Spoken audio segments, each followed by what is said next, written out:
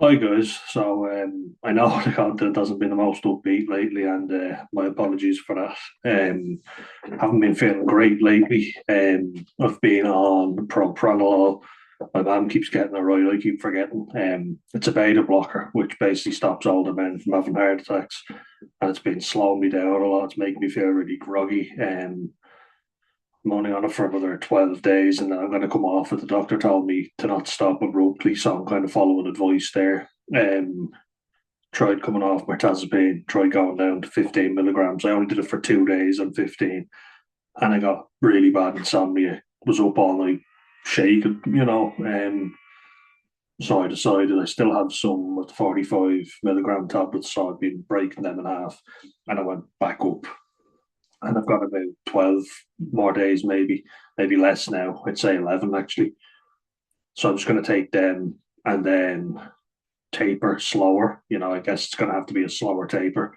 I've done my research as well, and mirtazapine has a very short half life, according to Dr. Joseph Witt-Doerring, board certified psychiatrist. I look at his channel, the Taper Clinic, and he recommends doing it very slowly if you're coming off mirtazapine, also known as Remeron, in case you wonder.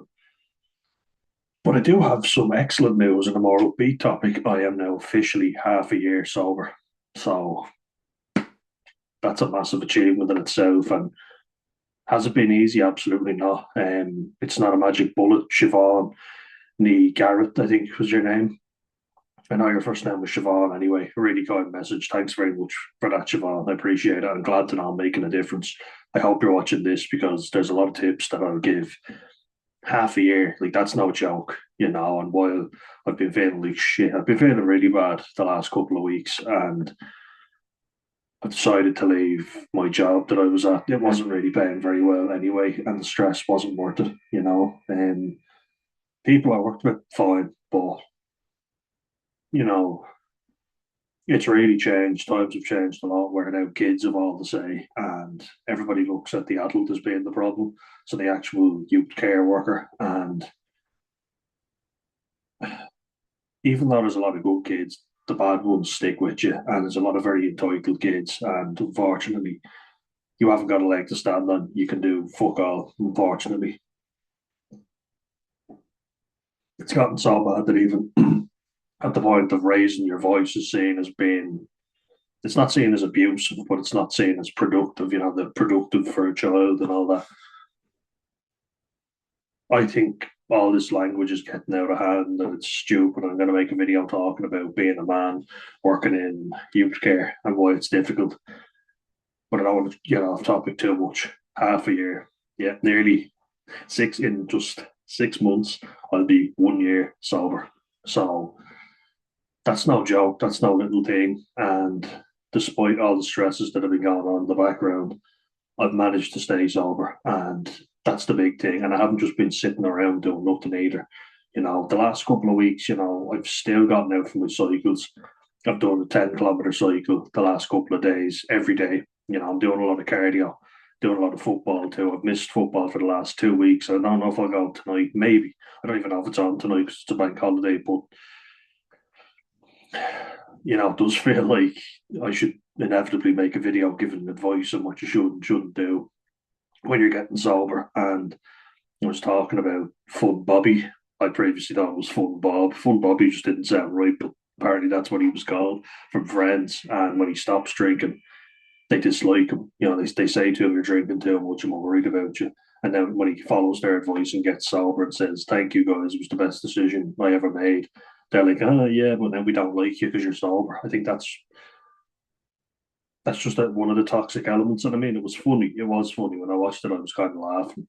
I do think they overplay Friends so much. Like I've seen every episode now about 50 times. So the reruns are too much. Please stop.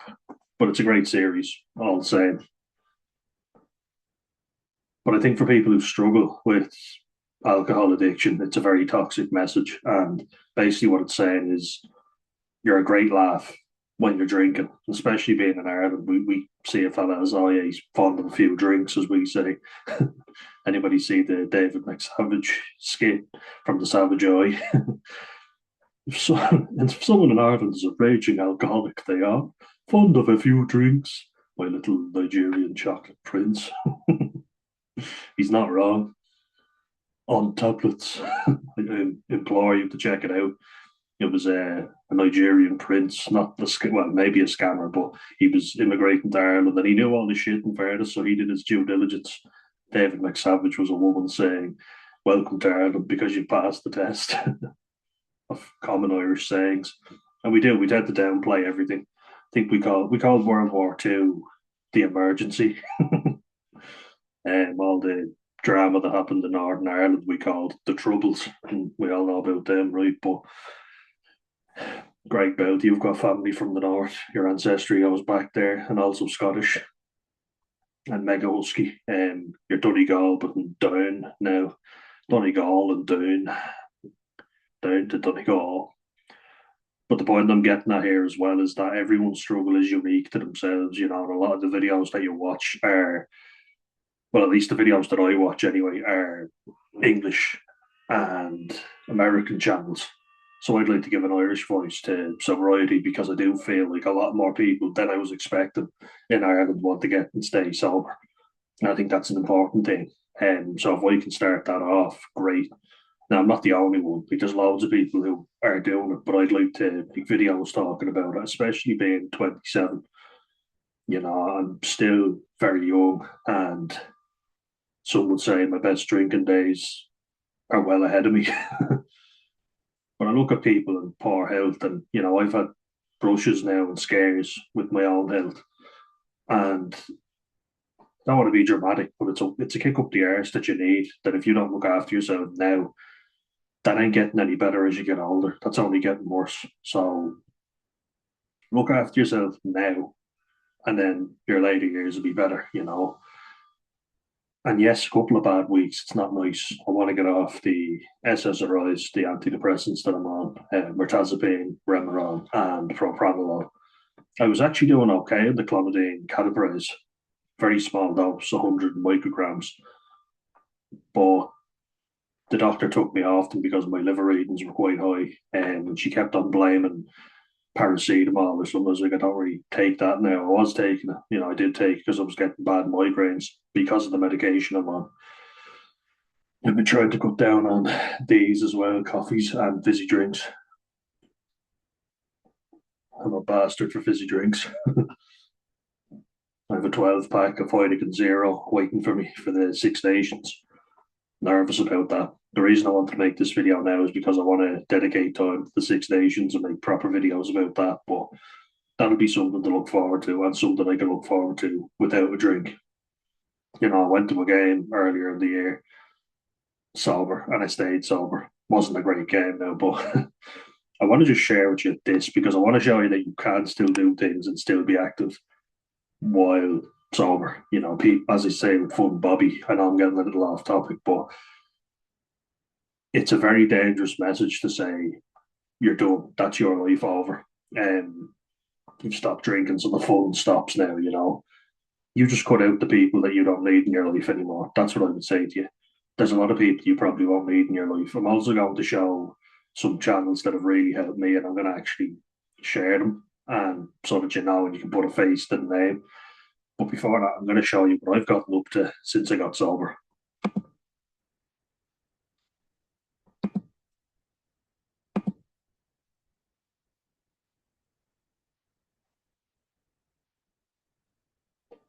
Now, here we go. Because it is not all doom and gloom. A lot of people would like to portray that it's your life over and the fun's done now. And you know, a lot of people only stop once they have to. There's me looking great. I always look terrible in the thumbnails, don't I? There's the thumbnail. So the flak, y'all, that was the last time I drank. And I did really have a good time. But the thing is, I would have had a good time without alcohol. I didn't need it. I was having a good time with my friends. This one was Shane who's been the channel. He didn't drink. You know, he was on the Guinness Zeros. I should have joined him. I only had four, but that was too many. So this is the last time I ever drank. Not saying it's going to be the last. You've got to take it day by day, one day at a time. Live for now and don't be worrying too much about the past, but use the past as a reminder of how bad it has gotten. And then worry about the future, thinking, how do I want my future to be? And then live in the here and now. This is the last time.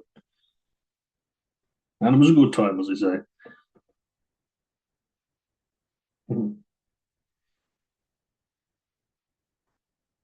Picked a good tune as well.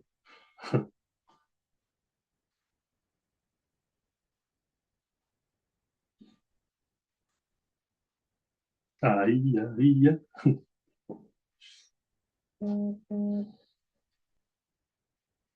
It was a great time, to be fair.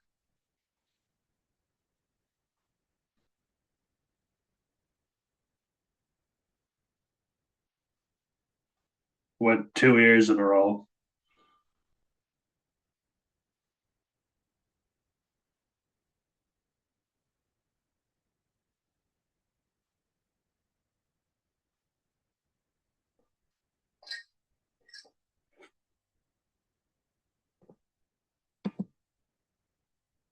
The Ferris wheel, which was a lot of fun. Big yoke.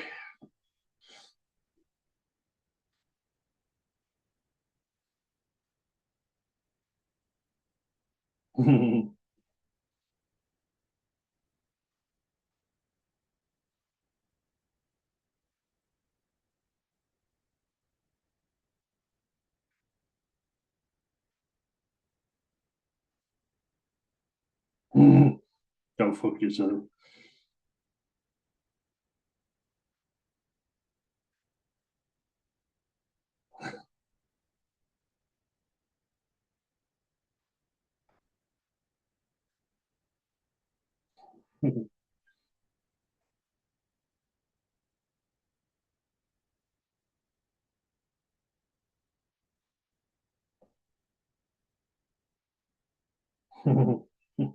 When we got to the top, it was we were praying to God.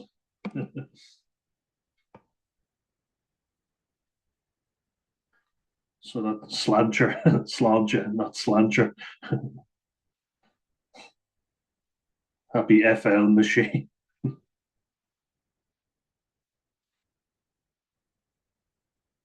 It did go down well, to be fair. It was well to our point, but I lied. I lied about that. Sorry, guys. But then that was the last time, and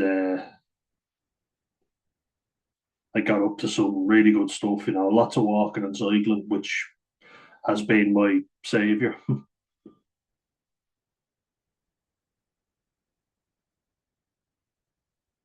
Some great tunes in these as well. I recommend you check out my shorts if you haven't already. Short videos, that is.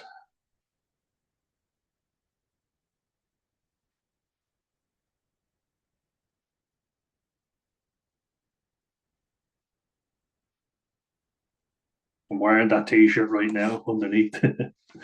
My favorite, equality. Equality for all.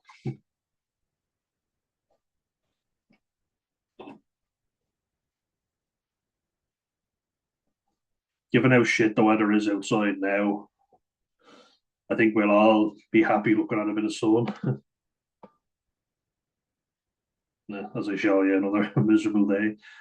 A lot of days at the beach though. It's always better going out to the beach than facing it, sitting in the house, staring out the window. I also started collecting a lot of sea glasses down the blue bit. Wasn't that cool? That was so cool.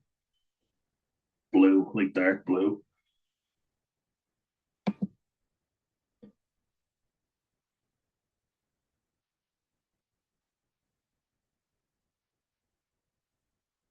Some days it'll be very windy out and then the water will be fine. I need to get back in sea swimming. I haven't gone in nearly 3 weeks now. So yeah, that's definitely getting me down. Getting back in the sea would be good, but it's been insane with Storm Chandra. So my wellness tool for everything.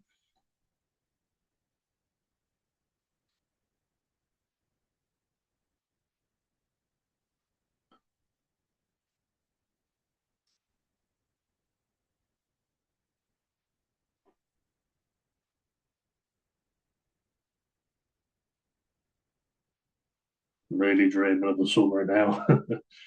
Look at that.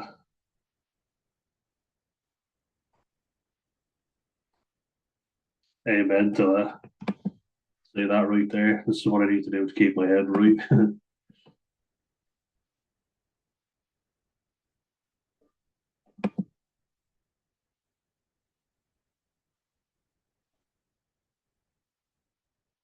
It is definitely one of the best summers we've ever had, and Cahor was amazing, which is where that is.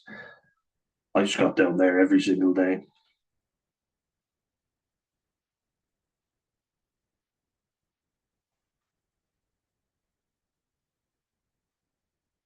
Packed.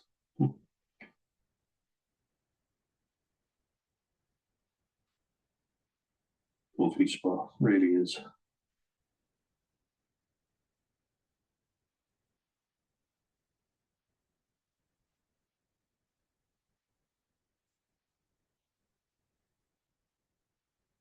And actually, like weirdly enough, my while I'm on the topic, even though I'm out in this weather all the time, summer is my trigger for drinking because you're out more, you're not sitting in the house by yourself. I always had a rule where during the winter I would drink less because it's cold, it's miserable, you're going to be depressed anyway. Throw in a bit of drink on top of that, just sprinkle a little bit on top, a little bit of depression. Shouldn't be doing that. Sprinkle like that instead. But it would always be worse for me in the summers because I was out and about drinking, socially. Even just gone to somebody's house, there were more events to go to, which is where I usually did it. And given that I was socially anxious as well, that's a recipe for disaster. And then the knock-on effect of that would be that I would head into the winter in quite a bad way, and then I'd usually get even more down because outside is fucking horrible. The wind and the rain bashing against the house. At least when you're hungover with the beautiful weather, it's incredible outside, so you're more motivated to go out. If that makes sense.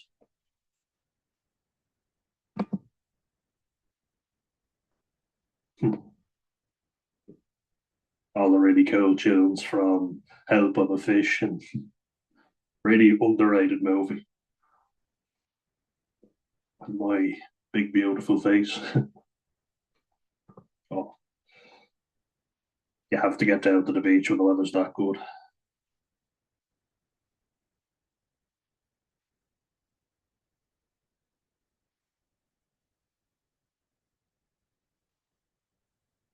'Even looking back on these is making me feel a bit more motivated. Been feeling really dull. But look at that. Oh, that glisten. So good. Down a few tomatoes grown wildly as well. Picked a lot of blackberries.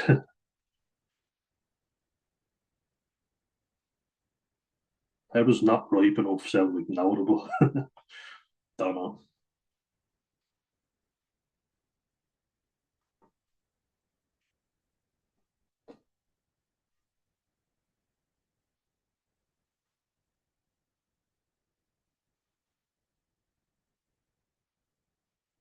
100% sober doing all this.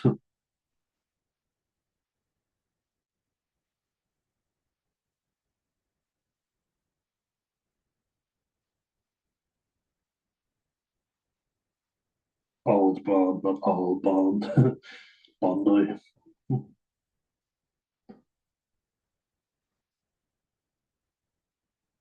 Then when I do say Bondi, it says boy ripe.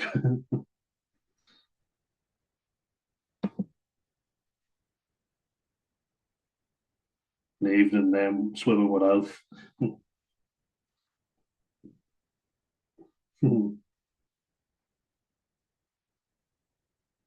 Watching him learn to swim has been a great success. Great success. So calm, and the crashing of the waves is just so peaceful to listen to. Should make a soundtrack. Yeah, he keeps me well. That big, beautiful head. Not that big, beautiful head, that one. check out the rock pools too. We found some cool things in them this year. After finding nothing, we're finding crabs and big fish as well. Oh, got up to a lot.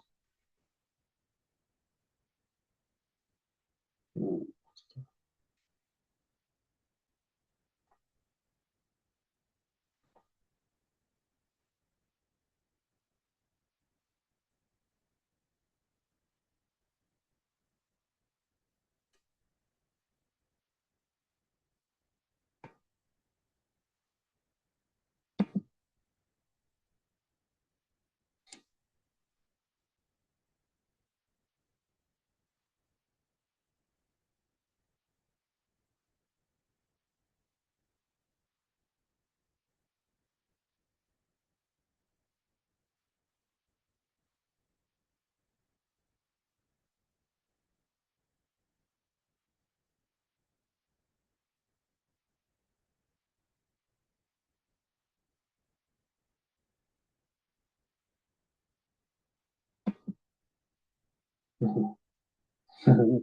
Alfie looking for a bit of scone as always. Delicious flat white from Costa Coffee. Before I made my way down to Bray to see my mate Noel. Love it down there. The Martello. Got my flat white indeed. I love Bray. I don't know why it gets a bad reputation. I think it's amazing. No, I'm a big fan.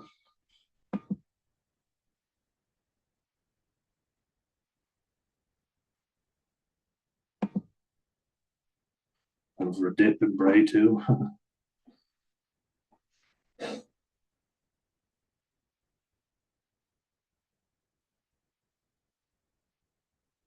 I got this one mixed up with a message I was sending to my mate, but I decided to post it anyway. Beats Rio de Janeiro every time. There's Jesus Christ in the T pose position on the cross, just in case you're wondering, like what you get in Rio de Janeiro.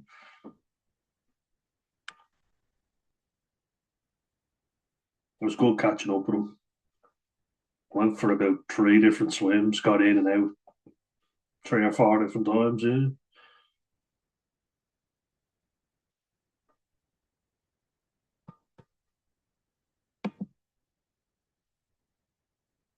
then just a little tour of the pier.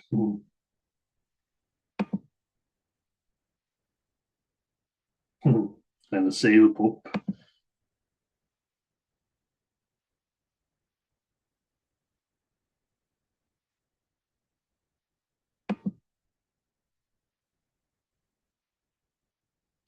Walk down to the beach.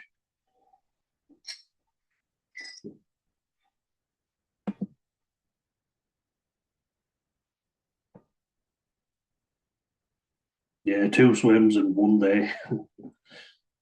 Life goals.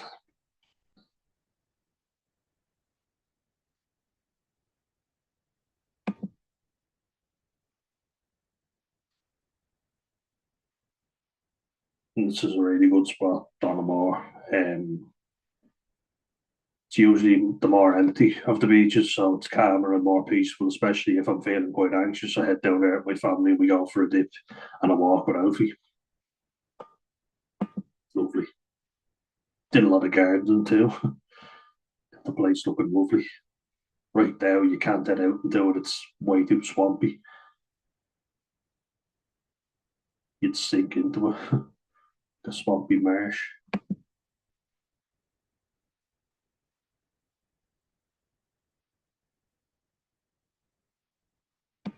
It was looking amazing. There's the best boy. Big toe. Look at that big face. Yeah.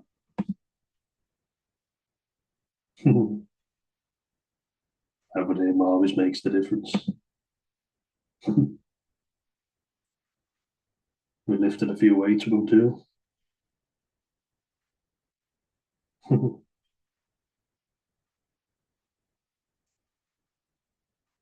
I'll show Sam, not I'll jump.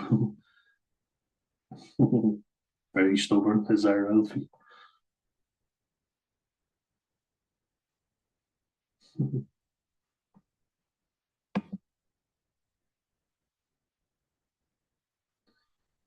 Bit of stylo from the gorillas.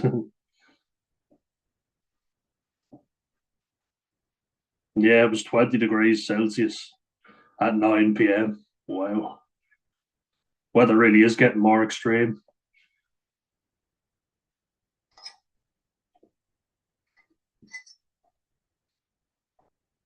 I love that song. I love the gorillas.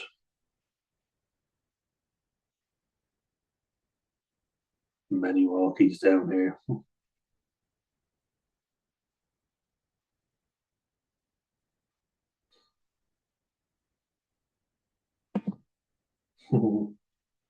There he is.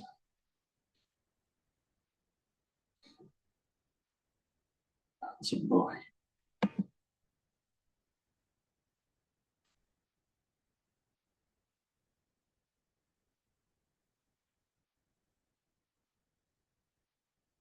I was just talking about funding me, so I started a Buy Me a Coffee page. And a very big thank you as well to everyone who helped me get to 300, that's right, €300 for my 12 dips for December fundraiser. So yeah, that was excellent. My goal was €250, so I got to 300, and massive thanks to you guys. So now that goes to suicide awareness, and that's something very productive that I got done, and you guys helped me with it. Really appreciate it. Got over my 12 dips for December in the end, which I didn't know if I was going to because the weather was so bad. I'm gonna break it up. Went,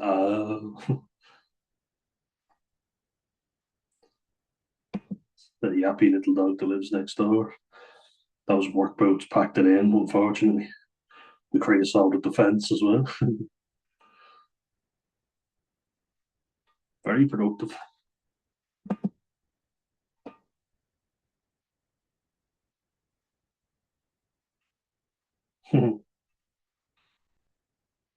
We got in a lot though, in fairness.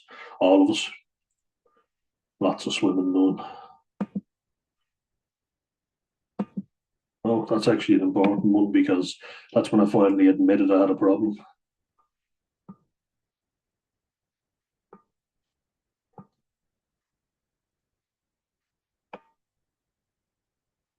So accepted it 5 months ago,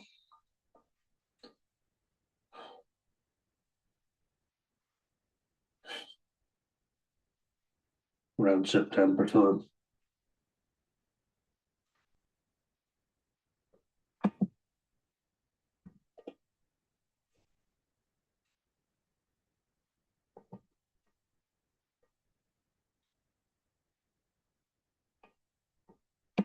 So that's admitting where the problem is, that it's brought me to my knees. I think this is an important one to remember because it was 5 months.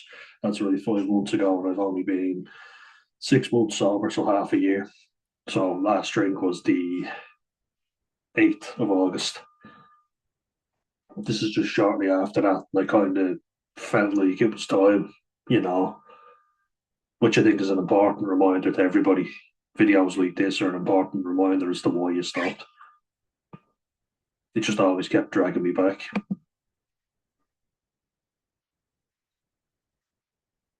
Which is exactly what I said there. And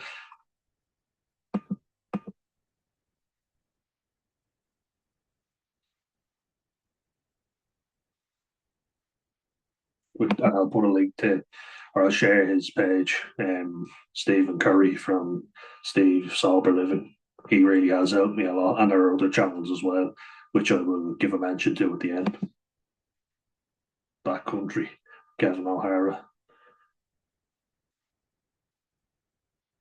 Yeah, a big shout out to Noah Thomas as well. Big no now. Hope you're doing better. He did stage 4 cancer diagnosis, so God love him. He's had his own issues with major depression and lost his friend Douglas Block, RIP to him. I watched some of Douglas's videos and they were very informative, where he really goes in depth about just how debilitating depression is and a reminder of how fragile life is, how easy it can be just fucking taken away from you. You can kind of see the bags under my eyes as well there. I think that was more from being in the sun and squinting a lot, but this was an important moment.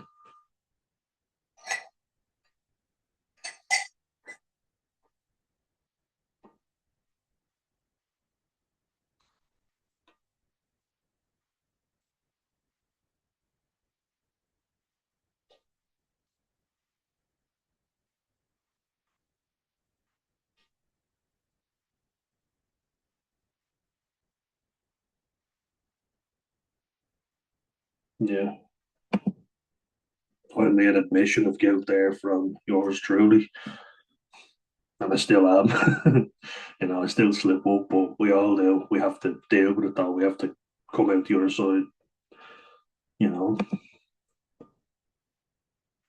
I think there's an important message there. I know I'm saying a good message from me, but I've learned all this from other people, so I take it from them. And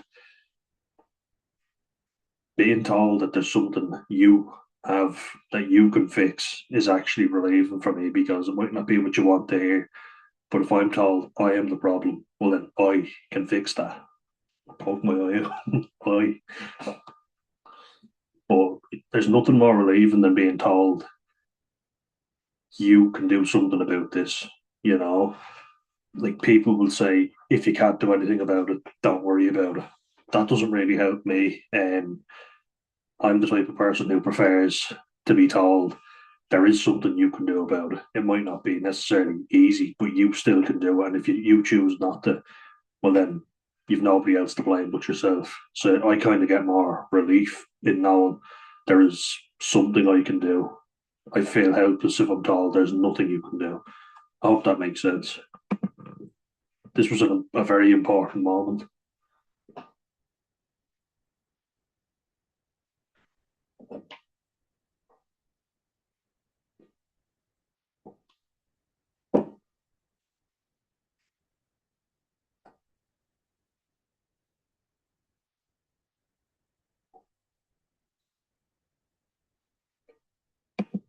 There's a lot that I can deal with.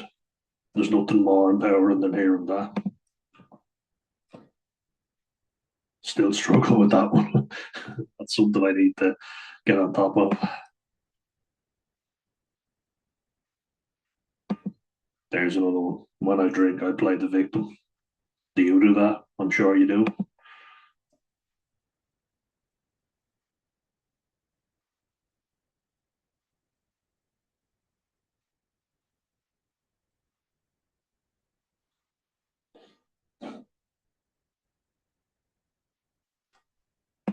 And that's kind of what my channel does differently. Is I'm putting up videos like I've put them up before where I'm actually drinking and kind of halfway through I was kind of like, can I be a mental health channel and be encouraging binge drinking? Not really. And then I kind of decided halfway through I'm going to stay sober, having been 9 months, only recently. So I kind of thought to myself, when I was 9 months sober, I was doing stuff, life wasn't as amazingly exciting, but I was getting shit done, and I was doing better because of it. But then I decided to go back and had more negative experiences, so it was a bad idea in the end. Getting sober was a good idea, and if I'd stuck with it, God knows how far along I'd be now. But I chose not to, and it always starts out fun, when you haven't done it for a while. It is fun, but then it always ends up badly, and that's the insidious thing about it. You hear a lot of people talking about it, but it's true. You start off after giving yourself a long, long break, and it feels great. You feel amazing, but then you do it 1 week and another week and another week, and then you're head in the hands, feeling run down, feeling shit, and there's nothing worse. And then you feel anxious, you feel like you need another one, and the cycle just repeats itself.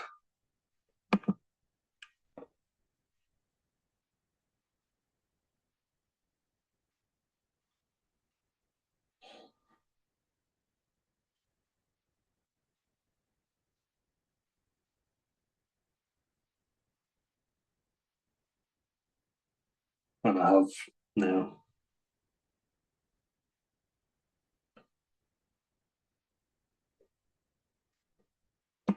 and with your help, I have been able to do it. So a massive shout out to you guys for all your help. You really have helped me. And there's fixing the fence. My boots are well and truly gone now, those ones. Bit overkill on the PPE. Yeah, rip. RIP to my work boots. They're in tatters now. They served me well, but they're gone now, sadly. More days at the beach. You get the picture. Out to lunch with family.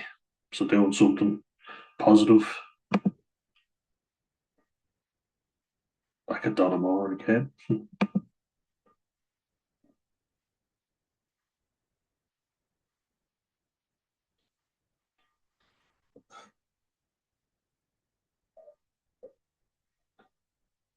He is the OG, DOG,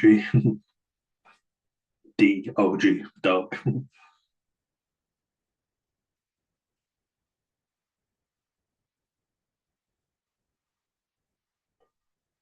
Yeah, we always give a shout out for Greg. First to support my Buy Me a Coffee, and he's done it again. Greg has been amazing. Beans, also another top subscriber, donations to the Buy Me a Coffee, and also my 12 dips for December. And not only that, we also now have your name, Callum. So massive shout out to Callum, and really coming into your own now. I see you're a lot more confident, and I hope this will help you in terms of medications and also sobriety. Now that you're not alone, Greg as well with all your positive messages, just always amazing. So big shout out to you two guys. Bit of super grass, just a memory of the summer. Oh, this song goes perfectly with this. I know I'm bigging myself up, but nice shot of my nose. Sorry, and the 5 o'clock shadow.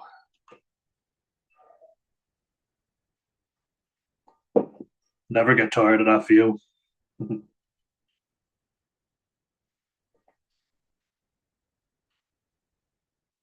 Heath, Heath,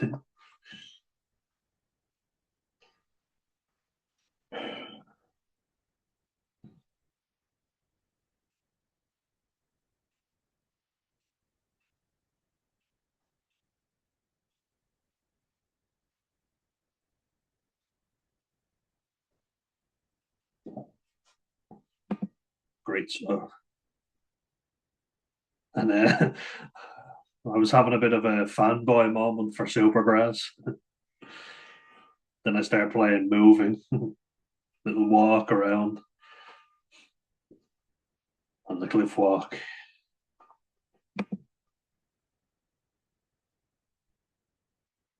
Love that place so much, in case you couldn't tell. Then we were up on the rocks. Oh, look at that.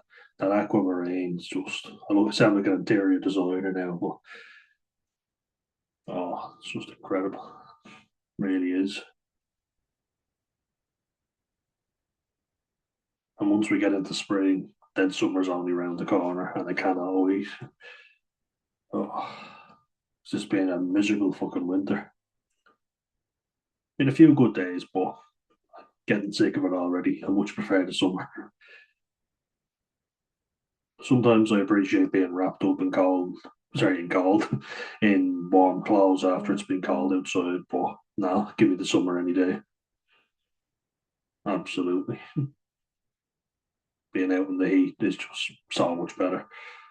And as you can see, there's never a moment where I'm indoors when the sun's out. Just be ashamed to waste the day, wouldn't it?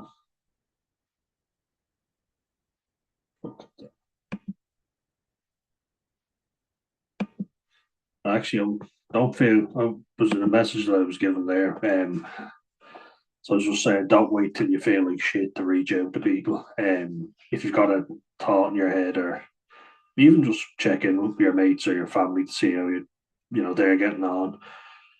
Um, no more bars or nightclubs. Maybe bars. I don't mind bars, but not nightclubs. Nightclubs are a trigger for me, and knowing your triggers is a big one. Um, so for me, I'm going to avoid them. I never liked them anyway, to be honest with you. But in order to stay sober, you got to avoid places that are going to make you anxious and make you want a drink. Not that I haven't had good nights in nightclubs, but yeah, not going to them anymore. And there's a point that I wanted to get to. I made a video talking about it, so I might wait until I get to that. But you can't live like a hermit forever. So a lot of the advice I give is more practical when you're actually out about. Do you just avoid social events, or do you go to them and not drink? And I have a video where I nearly slipped up, or thought it was. Turns out I wasn't. But the important thing for me is I made the decision that I wasn't going to have an alcoholic drink. So that's the big thing. As it turns out, it was an alcohol-free beer anyway, so felt like a fucking Egypt, but I was a sober fucking Egypt. I got very insightful this particular day down by the rocks.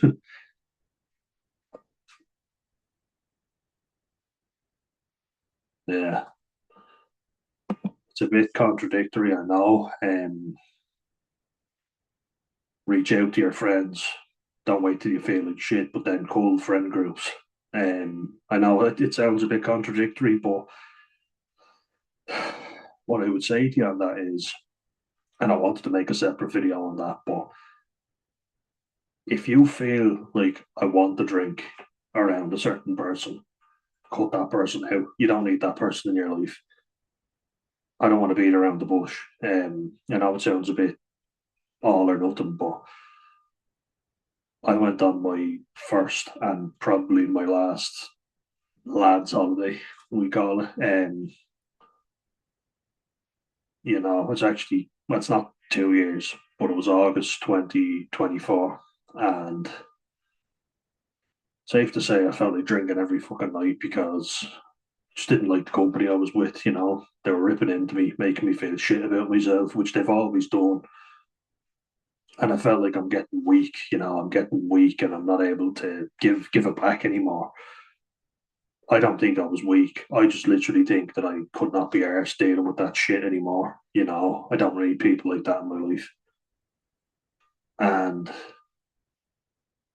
I can't sugarcoat it for you though. It's gonna be fucking lonely. As Elvis would say, it will be lonely this Christmas, and it was. But I was never really the biggest fan of people to begin with. I felt like being on your own all the time is not good, but being with the wrong kind of people, like Robin Williams said it perfectly, you can be surrounded by people and be the loneliest person in the world. Because you just do not fit in with those people. And a lot of people that I've been with do not have my values at heart. And I'm getting to a stage now in my sobriety where I do not give a shit about other people. And I don't mean that in a negative way. I mean that in a way of, if you reach out to me to see how I am, I will have all the time in the world for you. But I'm not making all the effort anymore. Because look, I agree. If you don't make any effort with your friends, don't expect any effort to be made back. But if you're making all the effort like I was, you don't need those people in your life. And then when they see you having a good time without them, that's when they start demanding that you come out. And I've had people do that. So I just don't make an effort with them anymore. I don't feel like I'm obliged to go and see them. One of my mates is engaged now. He's getting married, and I don't even know if I necessarily want to go. You know, I avoided my own granddad's funeral because I was afraid I was going to drink and it was toxic for me. I did what I needed to do. I put myself first, and I didn't feel like I have to go. I talked to my mum and my brother about it, and had a feeling people would be telling bullshit stories about him, making up lies that he was a great granddad when he wasn't. And it was up in Dublin around people who I knew would be drinking. And I just thought, I'm not in a strong enough place now where I can do that. So I didn't go. I didn't want to be surrounded by a bunch of fickle people telling lies about someone that really wasn't a very nice person, if I'm being honest. Which is another important thing. It's not just calling friend groups, call family members, kill them, murder them. No, don't do that. I'm not advising you do that, just in case anyone quotes me on that and goes and does it. But it's not easy. You will feel a sense of loss, and you have to just sit in the shit and get through it. My brother told me that one, and I think it's a good one. You just got to get through it. Will it be easy? No, but there is no problem made better by drinking. One thing that I will say right now is look at your problems that you have now, and then imagine trying to deal with those same problems when you're hungover, when you're miserable, when you're. I always drag my hand across my head, and my eyes are barely open, and I've no energy. I'm shaking from alcohol withdrawals, and do you think that better prepares you to deal with your problems? Because if you do, I hate to break it to you, but you're a fucking idiot or idiot. Not everybody understands the beauty of the word Egypt, like us Irish do. But yeah, it is a hard part. I actually sometimes I forget what I say myself, but I know it's up there, so I want to just kind of go through this. Yeah, I actually think that's quite insightful from yours truly. Some people you might think, well, they're not a bad person. They don't have to be a bad person. If you feel like you have to drink in their company, don't go out or maybe take a break from them. There's some people, like some mates of mine, who are good mates, but they like to drink. And the simple fact that they're drinking will make me feel like I want to drink. So avoid that for the time being anyway. Get yourself right. Not saying you stay indoors and never go outside again, which again I will get to. Some people seem to think that I'm giving bad advice by, offering advice on how to stay sober if you do attend events where there will be alcohol. And that's a vast majority of things that you will go to. So what do you do? Do you just sit indoors and never go outside again? I don't think so. But the thing here is not all people are bad people, but they might not be right for you. Wish them well, move on.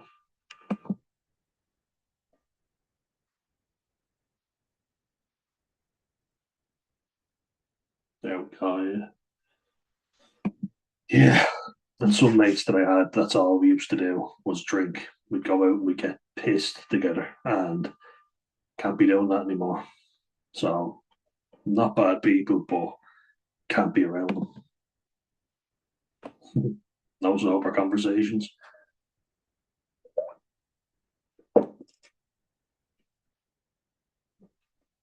and do what's necessary for you.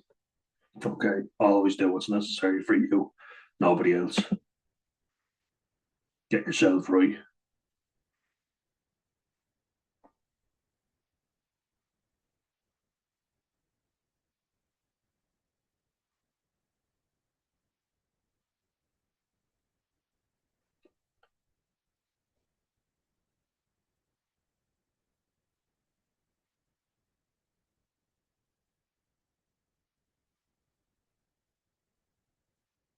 Mm. So yeah, just what I was talking about there is I look back on social media pictures, and everyone's struggle is unique to them. My struggle is unique to me, and I was an awkward, clumsy, shy, cripplingly shy, and anxious autistic kid. I never imagined that I would be posting pictures of me holding a pipe with a friend and going to concerts and festivals with mates. That for me was the ultimate thing. Going to my Debs, which is the Irish prom. It's basically our version of prom. It's short for debutante ball.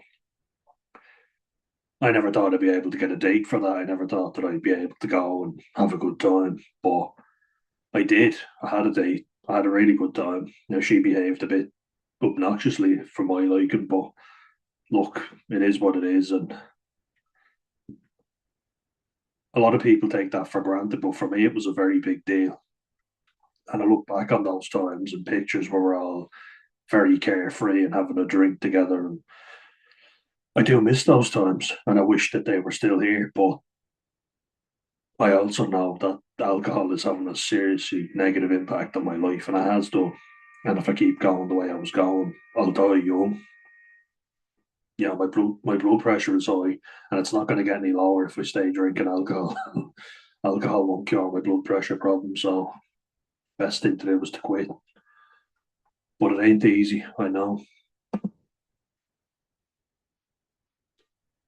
Yeah, most of the good times I look back on with nostalgia, alcohol was definitely involved, 100%. Always.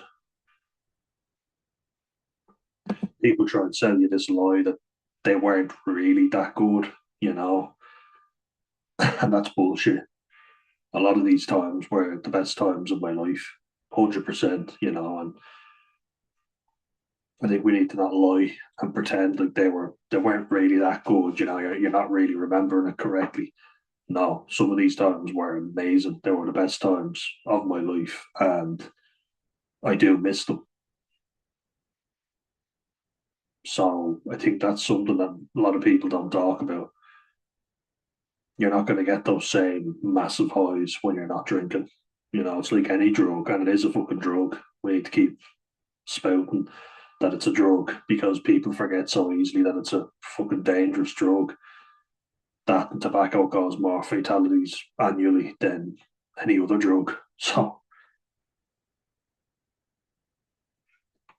let's just kind of get that one out there.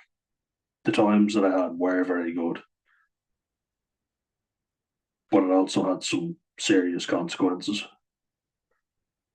Like I got arrested when I was drinking alcohol, and I got to a point twice. Once I actually acted upon it, where I tried to take my own life while I was drunk. So there would be a good chance I wouldn't be here, and it was because of alcohol. There were a lot of other factors as well. It wasn't just because of alcohol, but I don't think I would have gone through with the attempt if I wasn't drunk. I don't think I would have. I don't want to say have the balls to do it, but I wouldn't have been as disinhibited, shall we say.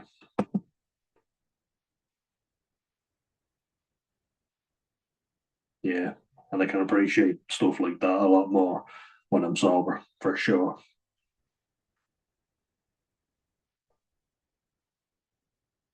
And yeah, that's another important one. I know not everyone lives near the sea. Before anyone comes in saying that, but I have it. It's something that I use. There's a lot of people that live by the sea and don't use it. So I'm using the resources available to me. Don't hate on me for it.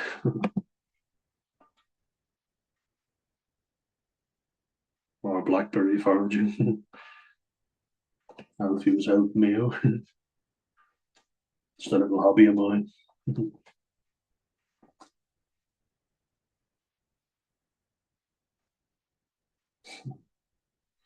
He was a great help. If he likes the blackberries, I know they're going to be good. We got loads.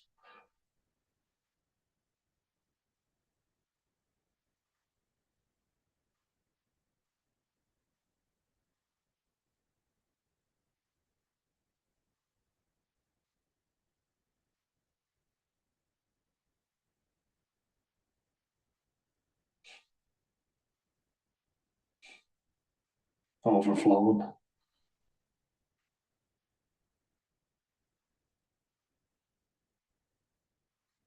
Just taking a break, yeah. I was wearing very short shorts.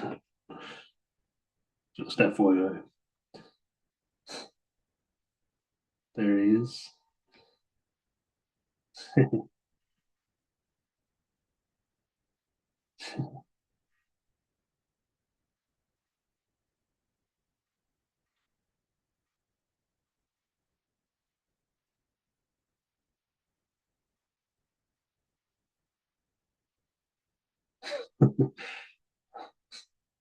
Telling Alf about the rat piss on blackberries.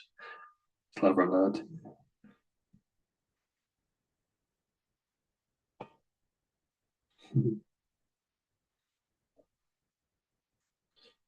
Yes, many days like this.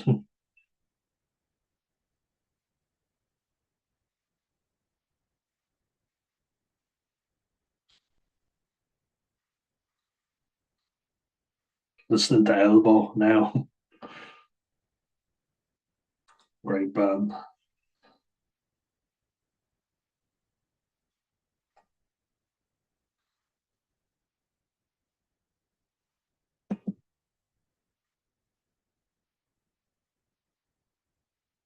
Ipanema, not a banana.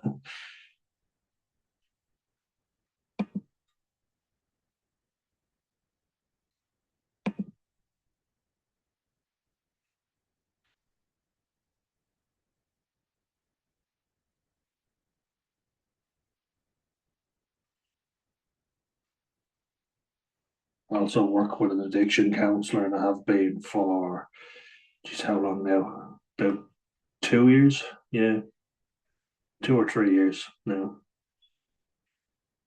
This will be my third year.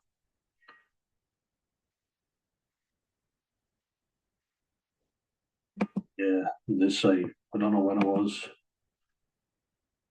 5 months ago again. Yeah, shows you how much I post. But I broke down the phone to my addiction counsellor. I was really struggling at this time, even though I was doing a lot of things, doing the right things as well.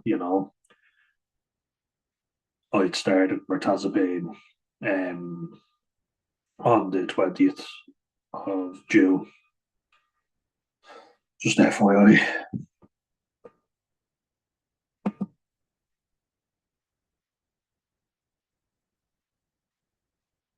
The anxiety and ruminating about the past has been a really big problem for me, and it keeps coming up again and again. And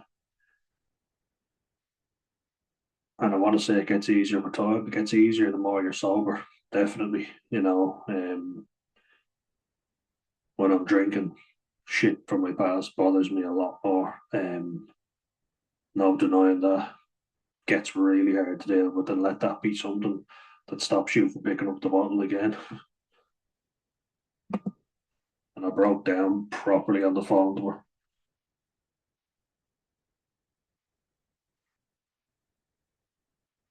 and I started my job.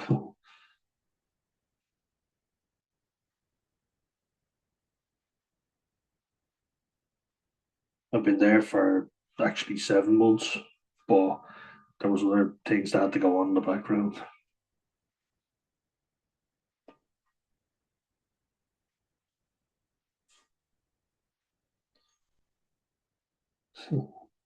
My best pal.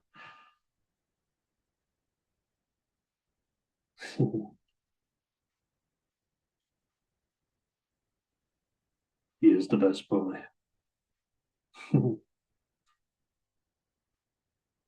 John, who's John?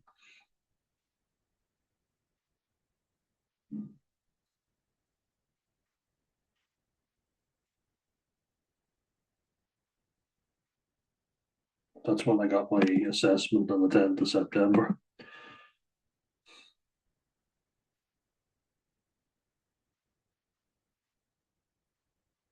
It's been a messy journey.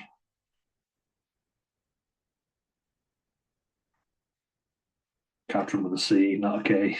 Meant to be Catholic. Catherine spelled with a C is more Catholic.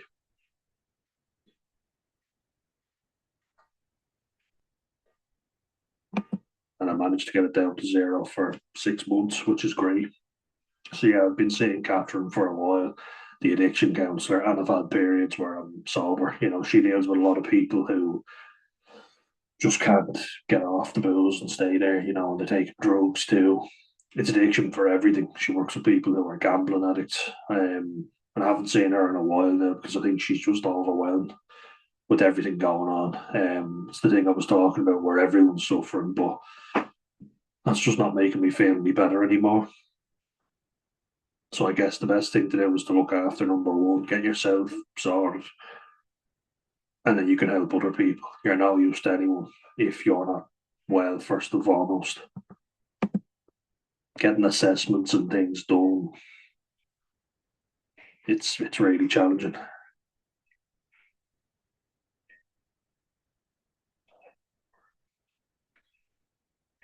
Yeah, very important message. As I said, take each day as it comes. Don't say I'm never doing this again. Say one day at a time, just one day each day, and then it accumulates over time, and you get to half a year where I'm at now. But don't give yourself this task of I have to get here or I'm a failure. Or if you give yourself ultimatums, you're not going to get there. Giving yourself an ultimatum of I have to get here, and if I don't, I'm a waste of space and I'm useless. That's not a good idea. So take it one step at a time. That's what I recommend. It's worked for me. It's one thing from AA that really helps me.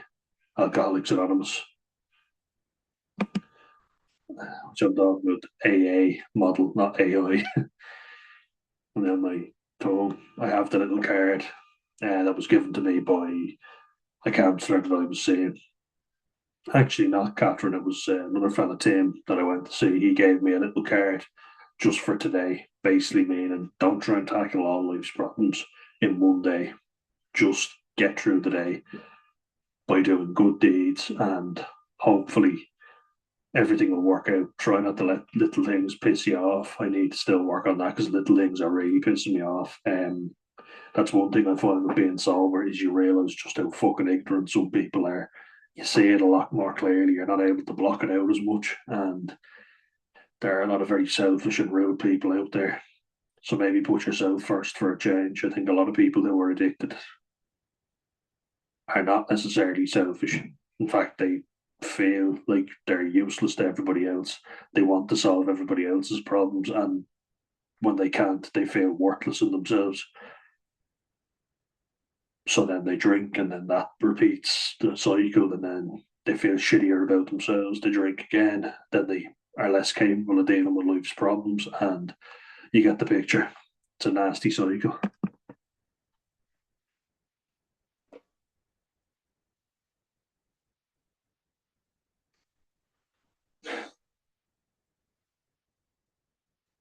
Yeah, it's a thing that I have a big issue with psychiatrists and GPs. It's always just ticking a little box, like scribbling to it now. But it's just people, writing, oh yes, do you sleep well? Do you drink? How much do you drink? And what do you like day to day? Do you exercise? And they're just writing out a list. Here's some bills. There's another prescription. The assessment that I got on the 10th of September wasn't very thorough. It was literally an online questionnaire. I didn't think was very good. I didn't think it was very thorough at all. Apparently, that's a thorough personality test and autism masking test, but there's a lot of shit going on anyway. And it took ages to even get that assessment. My GP in Dublin referred me, and then I had to go through a whole rigmarole to get that done.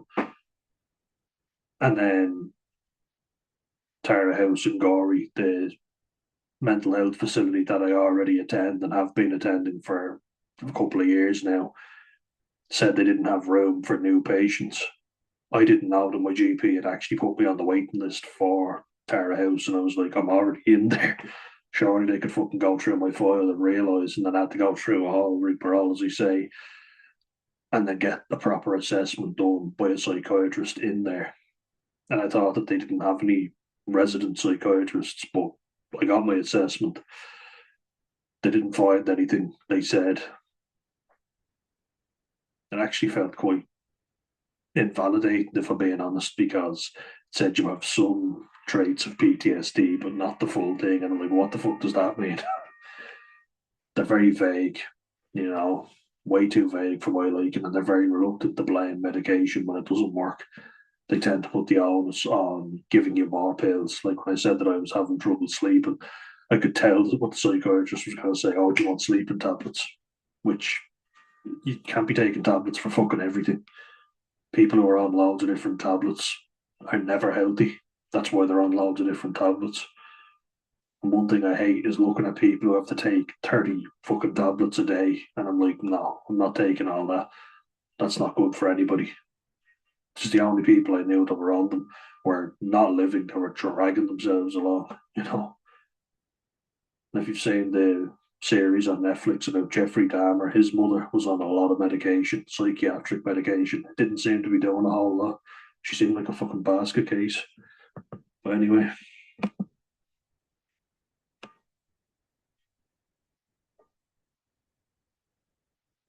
mm,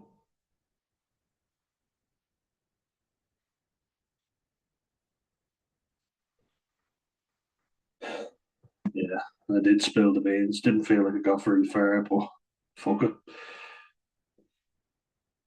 Doesn't feel like a very warm setting where you can be open. You know, they'll say, "Why didn't you say this before?" For that exact reason. I don't feel very comfortable in here. You know, doctor's surgeries and everything, they call it white coat fever. I don't feel like that necessarily. I just feel like they don't listen. I had a guy on the phone, you know, so I'm trying to talk to him and he's going, writing his list, then he's on the phone, not looking at me. And I say, sorry, do you need to take that? And then he goes, oh, no, no. Realising he'd been caught out. And when you're at your wits' end and you haven't got the energy, it's just like, could you fucking just have a bit of respect and give me some attention and actually act like you care? But anyway, nature is a good healer too. Has helped me a lot.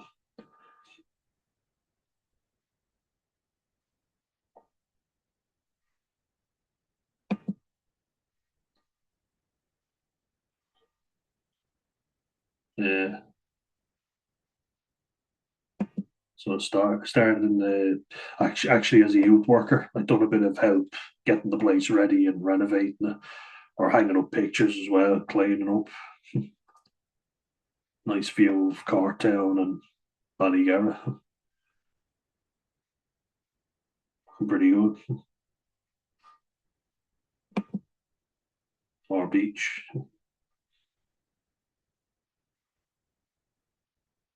The city's definitely not been playing ball lately.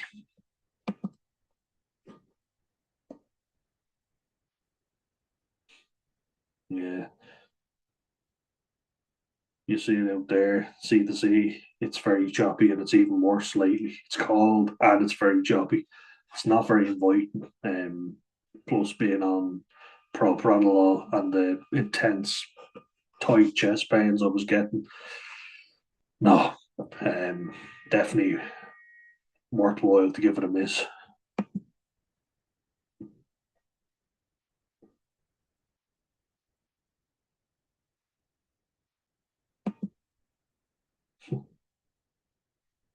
Giving the place a tidy.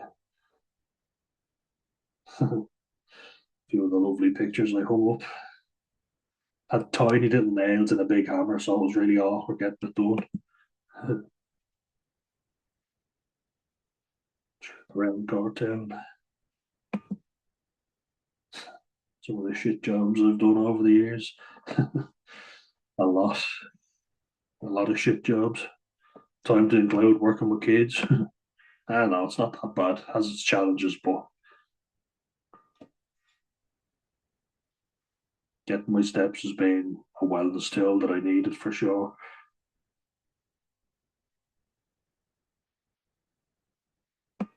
Been getting the sore throat a lot as well, maybe from all the talking I do.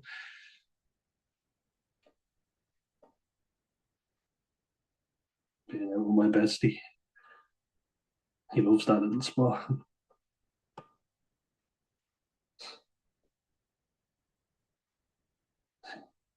He loves it there. Getting the last of the garden and done. because then it just gets swampy and you can't go out in it at all. Look at him. I think that's a kestrel. I've seen a lot of them around. That's boy. Big teddy bear.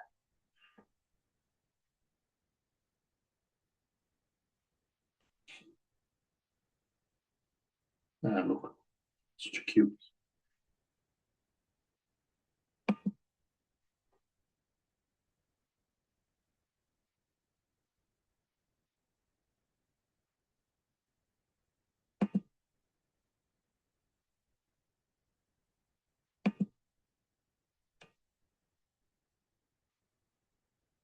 A lot of fields that I stare at for a while.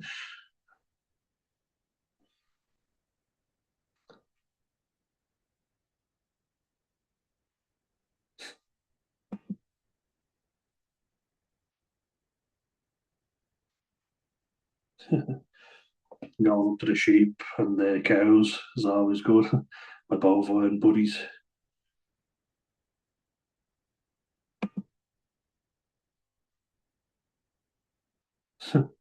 Yeah, the autistic burnout was very real. Been getting that for months now.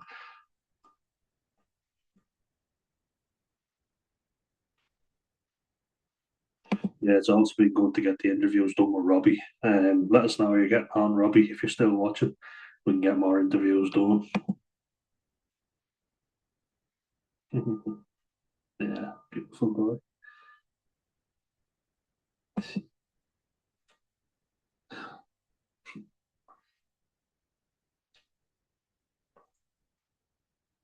Yeah, and then I got sick.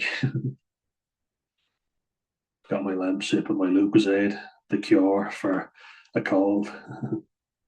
Get a lot of colds. I think it's related to autistic burnout, 100%. When you're just overwhelmed. And then a massive thank you again to everybody supporting the Buy Me a Coffee. Big appreciation for everybody who supports it. On my birthday.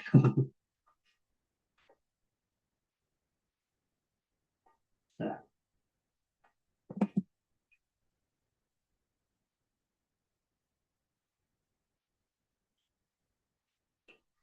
Crack should be CRAIC.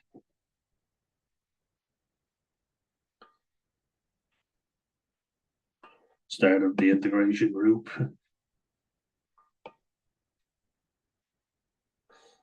Basically, just a group where it's mixed refugee kids and Irish kids, or people from everywhere. Anyone could be a part of it, but with more integration. It was a good group, but I was only on it for 2 weeks and then taken off. Another great song.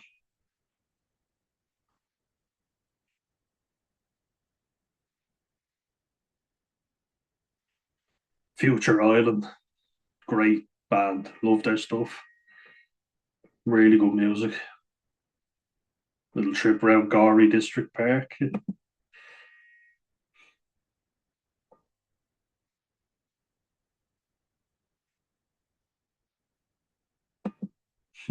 Irish weather. Took my jacket off because I was roasting. But then, as soon as I took my jacket off, it started raining all over me. And now, looking at the beach when it's not raining, or sorry, when the dubs are not there, it's not raining dubs, I should say. I'm a blow in, but even I get sick of them.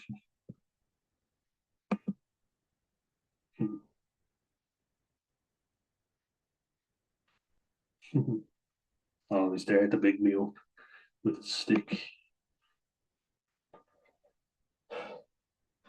And that's my little spot where I work. Some of Alfie's singing. Drago stayed NT.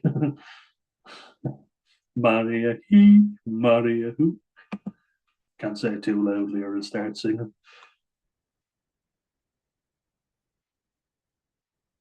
So peaceful in the evenings. Just calm. having a chat with the sheep.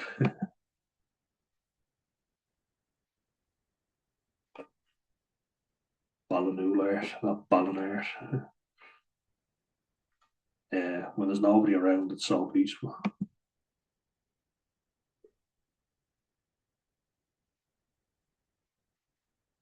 Late night dip as well. Evening dips are amazing. The moon keeping it bright. Oh yeah, sun is nice, but also the moon not bad either.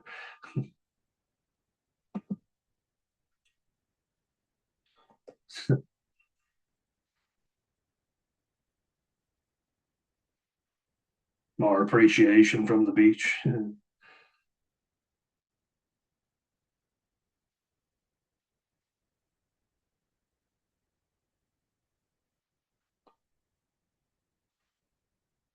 Bit of Empire of the Sun.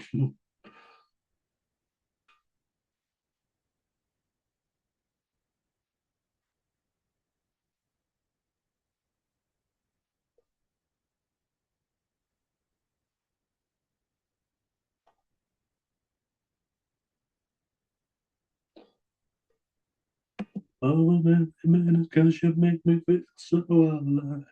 Alive. A lot of people have an issue with that hat, by the way. Amazing. One sick fucker even going on talking about it looking like a gimp mask with only one hole.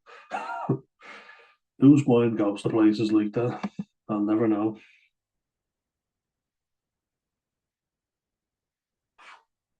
My favourite spot. Cycling down there a lot. We had a really good day in Active Tribe with the integration group. Bit of laser tag. We also had a swim arranged too, which was a lot of fun.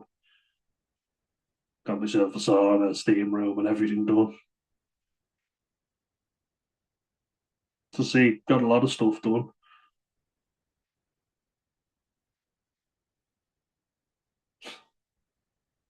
One of the girls was afraid of heights, didn't want to go up.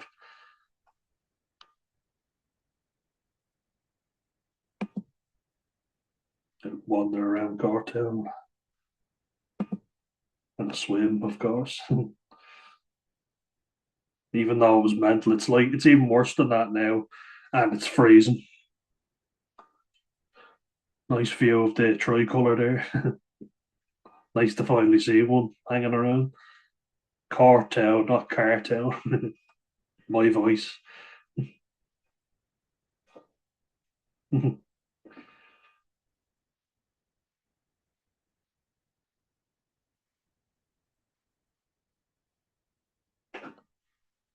Sure. I swim all year round, which is really good for my well-being. Which is why I really want to get this medication sorted so I can get back ASAP. But hopefully the weather sorts itself out too.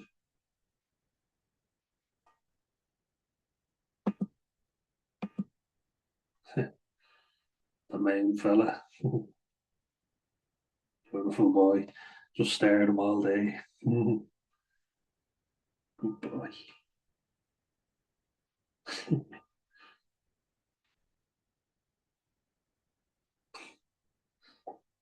I never knew how slobbery golden retrievers were. Not that we mind when we see that big handsome face. Such a beautiful boy.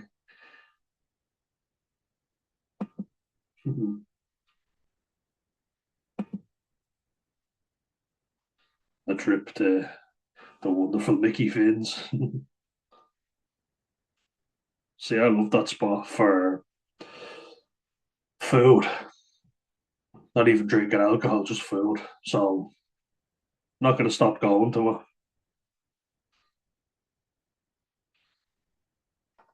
Been there 3 times last year. And out for our adventures.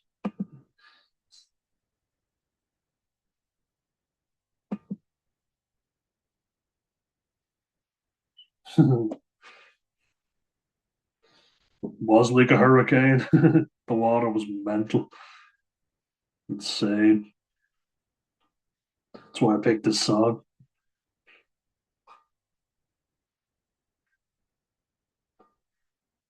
It's been some mad weather.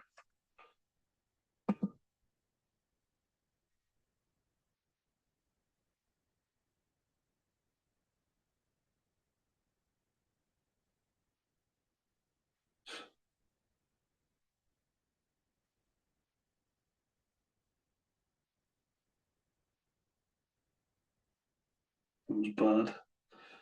Poor sheep indeed. I was absolutely soaked. Insomnia, my favourite cafe, where I had a panic attack and managed to get through that. So that was a big achievement in itself. You can see now how much I got done, and Alpha always by my side. Keeps me well.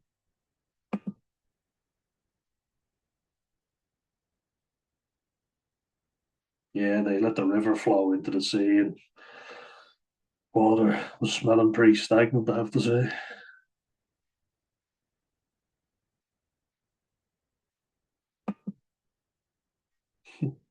Love a little trip on the rock pools.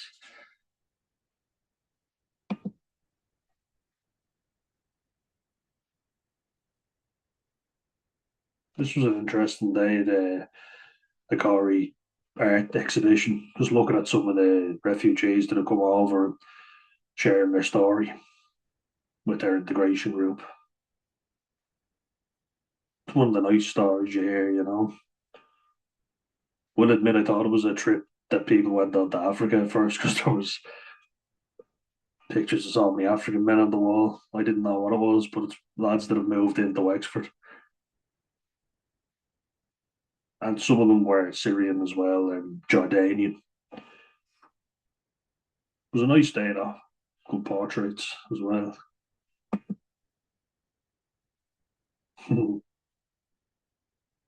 Different view we'll be getting in. The big belly who.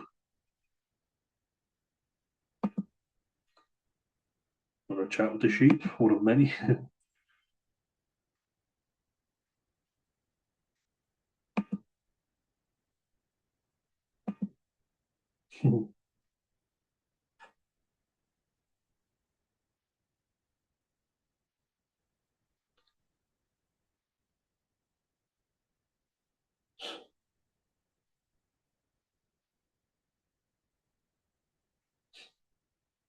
The Kings of Leon.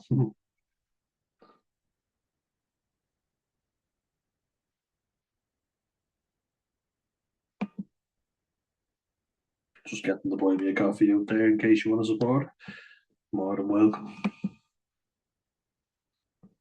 Dominoes. Alfie with his new toy, Stitch.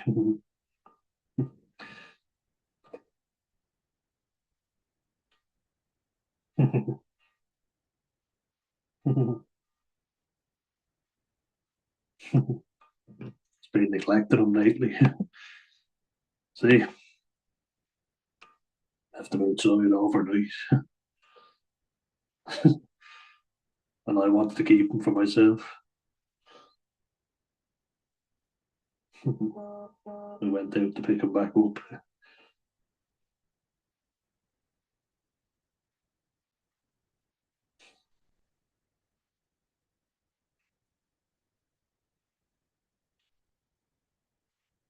You left Stitch employed. You got him employed. You left him outside. My accent doesn't go well with the translate, the subtitles. Supposed to look after him. And then this is an important post for Suicide Awareness Month. For anyone who survived, like myself, or lost someone, my heart does go out to you. And know that you're not alone. You know, it's no joke, and it's something I've first-hand experience on. So this channel will always be a safe place to come on and talk about that if you ever want to. So never feel like you're alone, guys. 100%. And alcoholism and suicide go hand in hand, unfortunately. So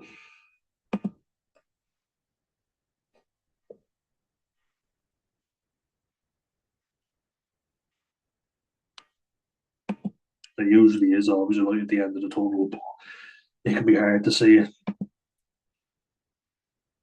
and you feel like you're holding out a lot.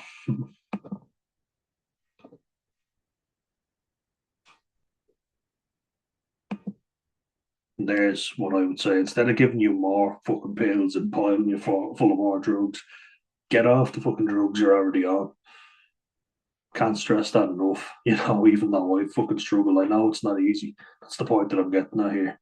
It's not easy, but you're putting a depressant into your body. And cocaine might be a stimulant, but it causes really bad depression. The cocaine blues, because you're bringing yourself up, and then when that substance isn't in your body, depleted of dopamine, you know.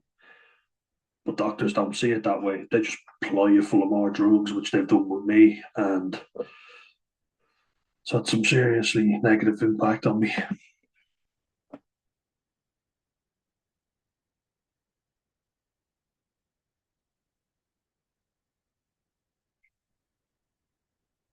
Alcohol does, yeah.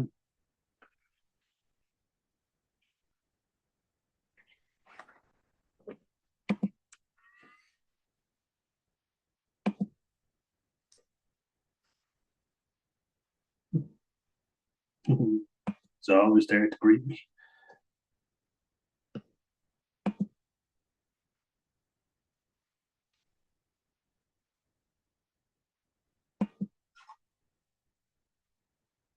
A lot of walking, as you can see.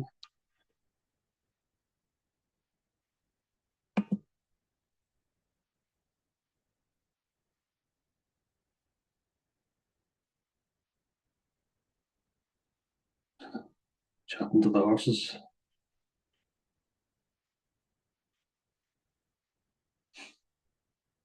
All the horse jokes. And then the fall. Nice moment. I love the animals. Couldn't reach them. Arms weren't long enough.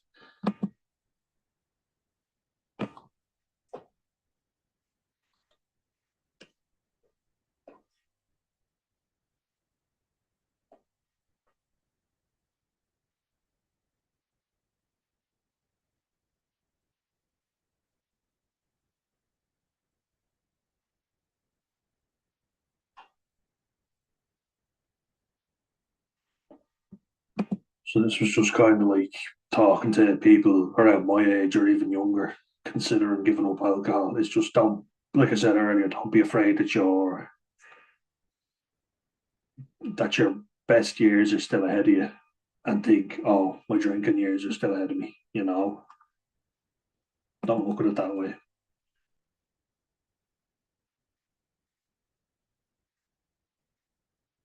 Bad country. Stu Nugent, not Stamp.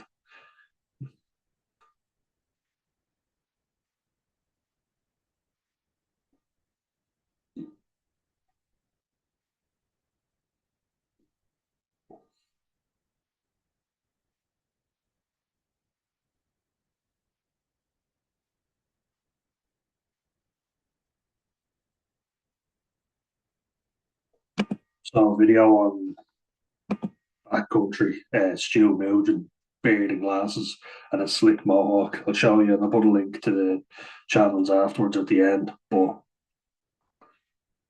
basically, what the video was, and it was a hard watch, so viewer discretion is advised for that. But it's an older, seasoned alcoholic, and he's basically bled away his parents' life savings. He's been a leech on them, and you can see how traumatized and upset the parents are by what he's done. His sister gets called, the police gets called as well. And basically, like, that's you if you don't stop. If you allow it to get out of hand, that will be you. You know, it could be you, and not in a good way. Mm.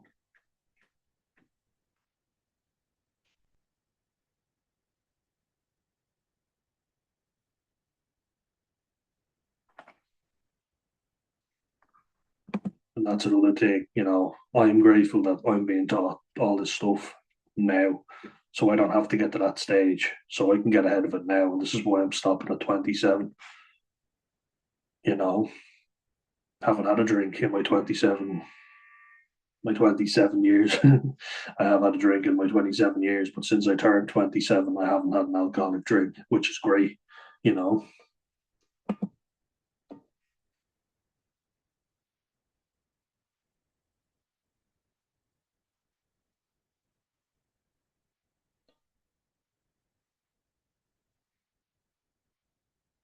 that's another important message you could say about how bad things are nowadays. But one thing that you definitely have more of is knowledge. We have more knowledge than we've ever had on the damage that alcohol can cause. And I think there is no excuse. You know, we're well educated on it. And I think people are, as a result, picking up on it and thinking, okay, I need to cut down or I need to stop. Plus, you can't fucking afford it because it's still expensive. But if you like, it's kind of like Ghosts of Christmas Past, you know, or the Ghost of Christmas Future, which should scare you the most, is that that could be you. You could be that loser, you know, staying with his parents and ruining their lives, having bled through their life savings and making their lives a living hell. It's not a pleasant road that awaits you. A number of health problems await you if you're not careful and mindful now, and it's irreversible. You know, kidney, liver damage, heart disease, brain damage. You know, wet brain is what they call it. Can lead to dementia, Alzheimer's, and Parkinson's. You think of the alcohol shakes, looks a lot like Parkinson's, just not long term. But there's no end of what things can arise.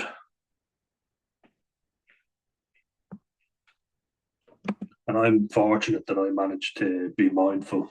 I didn't stop completely drinking, but I did get mindful of it early enough and got my university degree. So I'll have that behind me now. And I'm being mindful of my drinking and I'm getting on top of things and I'm being way more productive.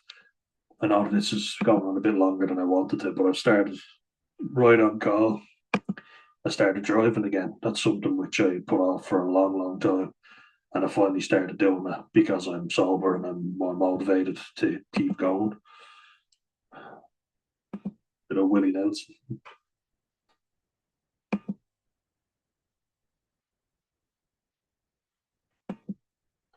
So a lot of nature walks and days out at the beach. My pal, the sail pup. There's Sammy. Yeah, Beamy Scott, you were asking. Here it is. My pal Sammy. My little buddy.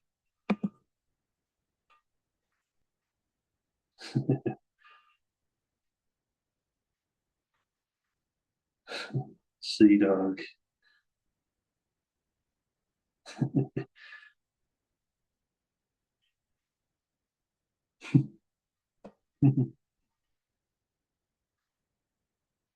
He got comfortable around me.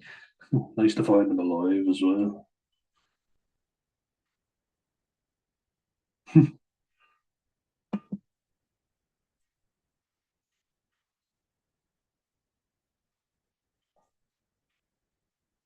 So see, wouldn't have saved that sail pup if I wasn't sober.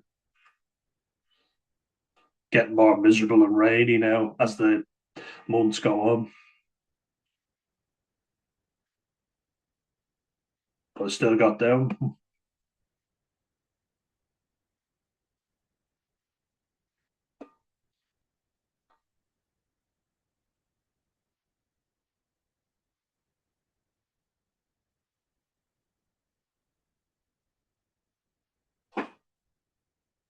Yeah, little celebrations.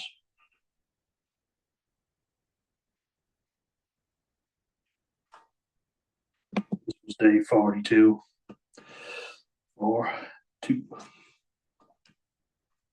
Now I am approaching, I'm 180 days. So massive achievement.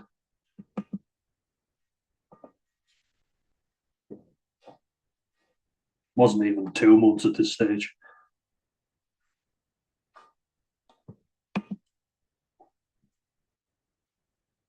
Now you can check all these videos out,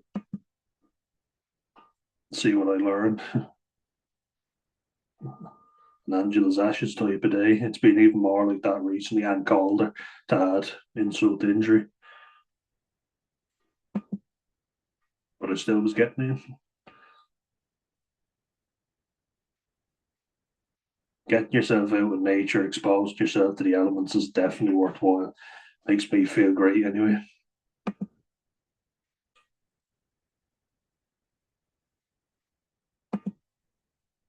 Do a lot of wandering in the rain.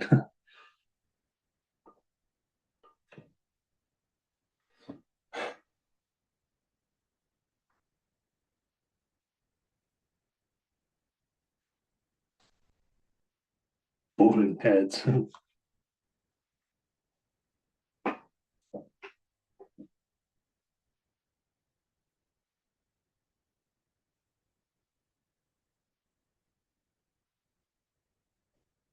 And that can be a difficult thing when you're not getting on with family, and try not to fall out with them. I only had a little argument yesterday with my brother, and it can lead to triggering events. But yeah, I was also talking about being a Gen Z, and born 1998, and how lonely we are, how we have poor friendships, lacking loyal friends. And that's why I've had to call a lot of people out, because there's been a lot of people who said they had my back and then completely turned on me when somebody louder and more popular came along. Fuck those people. Get them out of your life. They're toxic and they're going to make you feel like shit. And I'm finally not standing for it anymore. Made me realise how much shit that I tolerated, and I'm not doing it anymore. That's why I had to drown out my sorrows with alcohol. But we have been getting on better in the house in general, which is really good. Less falling out when you're sober too. Fickle. How did they get fatal from fickle? Maybe fatal is a good word for it, but when I was talking to my addiction counsellor, Catherine, she said a big reason for young people being so easily addicted is bad friendships. There's a loneliness epidemic, which we know is getting worse, but nobody seems to be doing anything about it, which is really tragic, but it is what it is. So I'm just going to get on. I realize there's a lot of videos. Yeah, always time for Alfie.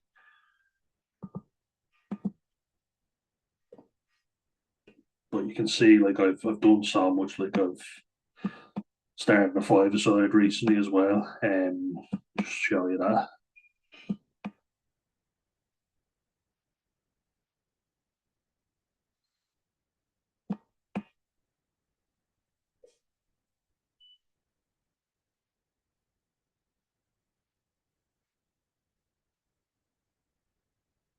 Chopping a lot of wood, getting through an awful lot.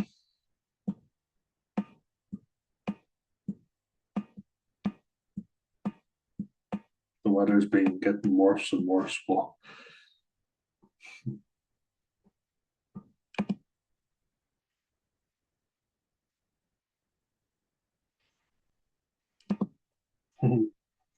playing a lot of football, working up a sweat,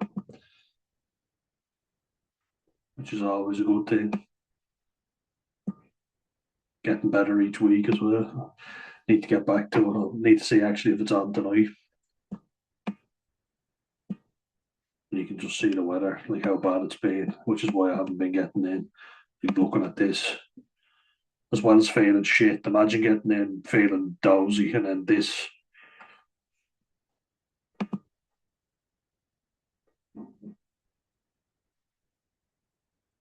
Not a chance. That was a pretty bad day. On a hope in hell.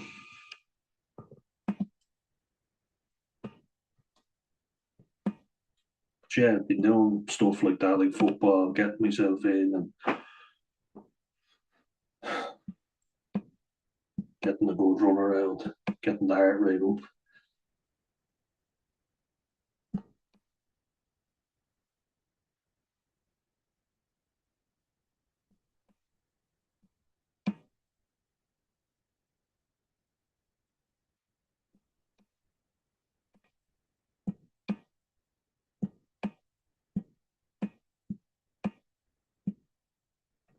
also a shout out for my favorite alcohol free beer, Rockshore 00.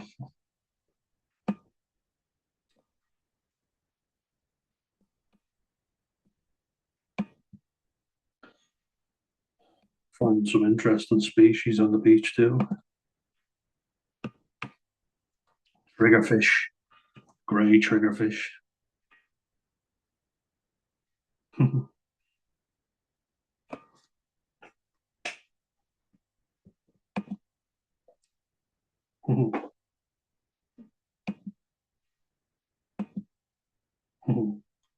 There he is.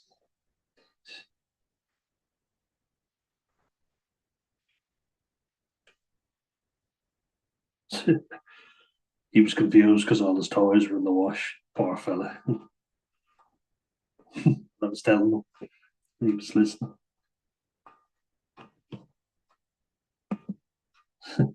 Cute little fella. Ah, look at him. Best boy. They sing with. He loves singing. He's a great boy.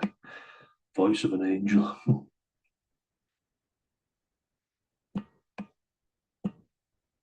But yeah, you could see how bad it got in some places. That's Enniscorthy, the banks of the River Slaney. So I think it's foolish to be getting in swimming when the weather's that bad. Heart goes out to anyone who lost a business over that. Insane.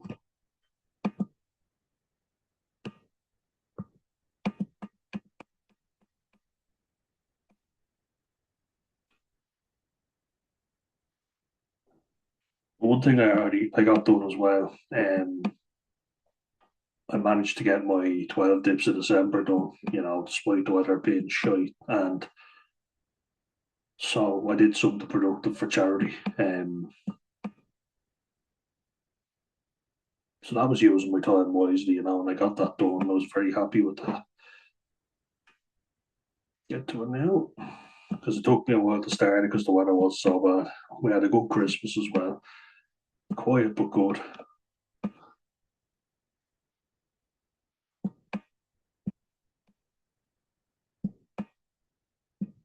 Just exactly what I wanted, to be fair. On a date as well. Two dates actually. And then a couple this year. But I was kept busy as well, which is important. You need to keep yourself busy.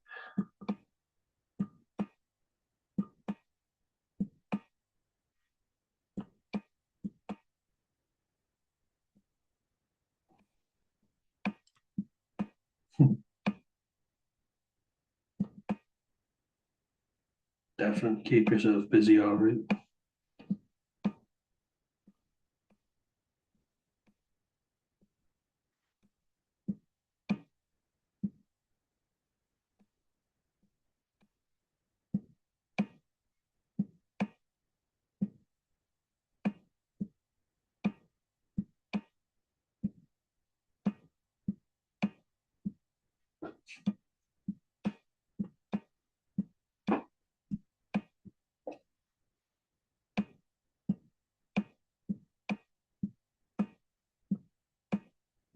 There's a lot that I've done, you can see it here,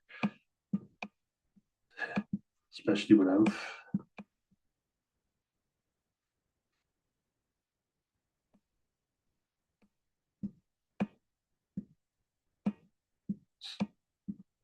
Nailed my axe.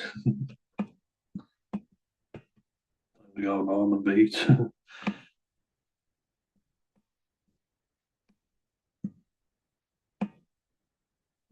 Also got a nice concussion and had to wait in A&E right there.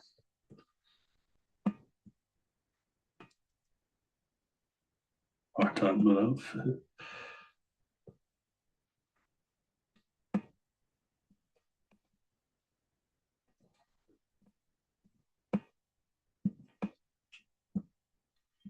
Some cool coins as well in my collection.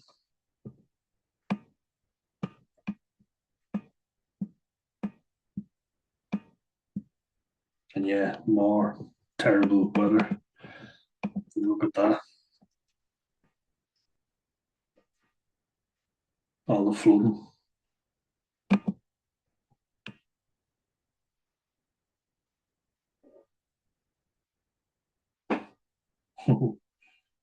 Playing with my bestie. Lots of plate.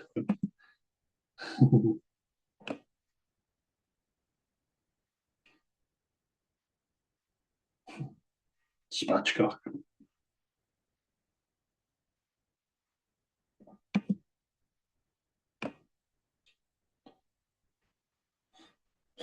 So I got that way before December even started. These were November dips.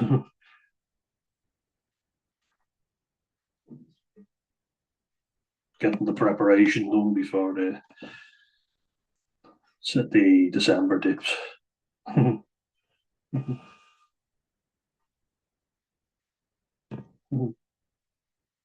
little ear dance.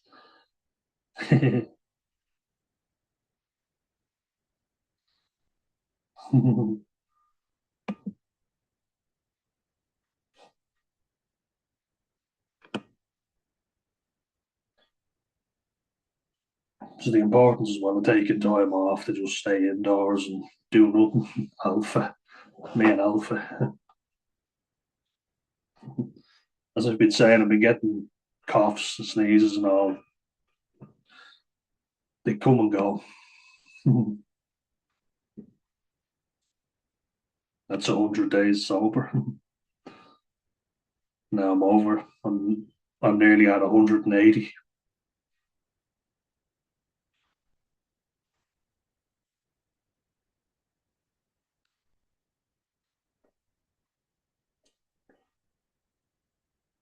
Triggers were popping up, so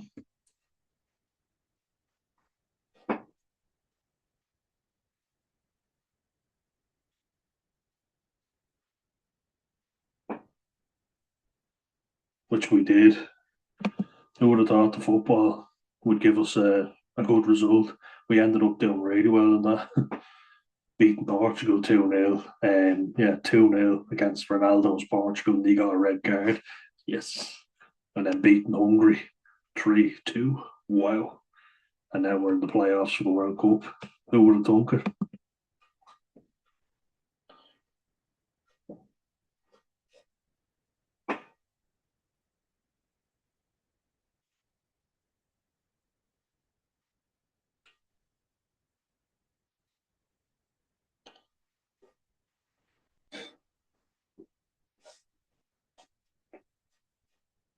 Yeah, good luck, Robbie,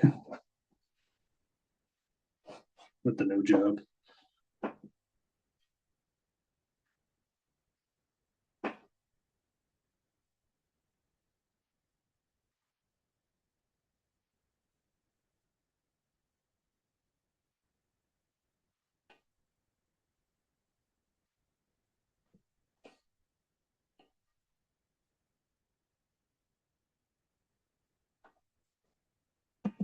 Lovely autumn day, but also there's an important message there. So when the invites start coming to go out again, you may need to turn things down.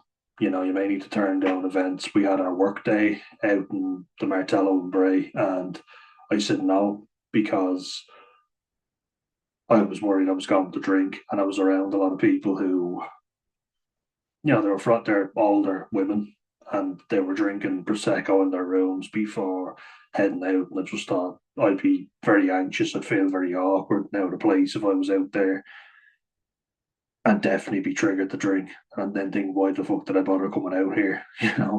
So I gave it a miss. I also got an invite from Pete, the lad that I play five-a-side football with, um, to go out for a few drinks for the Ireland South Africa game, which wouldn't have been worth drinking at anyway. Well, probably would have driven me to drink because it was such a shocker of a game, and we had five. That's right, five guards. Looking back, probably justified, but what isn't justified is why South Africa only got one guard. But I said no. I said I was busy that day. I give any excuse you have to give, but look after yourself first and foremost. And this is nearly just before getting to 100 days. So there was challenges, believe me.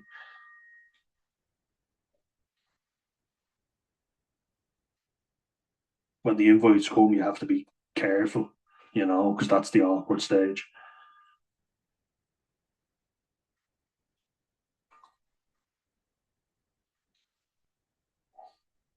That's when the real test starts.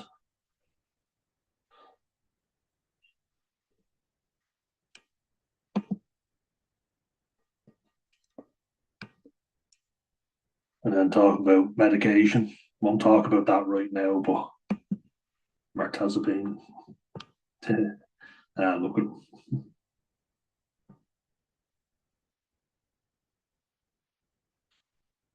P. Don't know where that came from.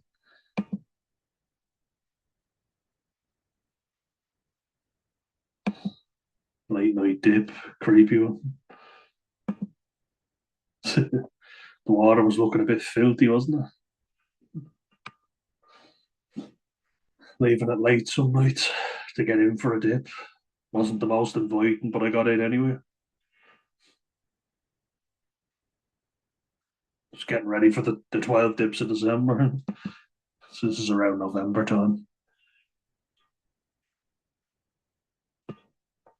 I keep saying alpha. And yeah, my old Irish coin collection. Punts, not points. It's deadly, isn't it? It's really cool.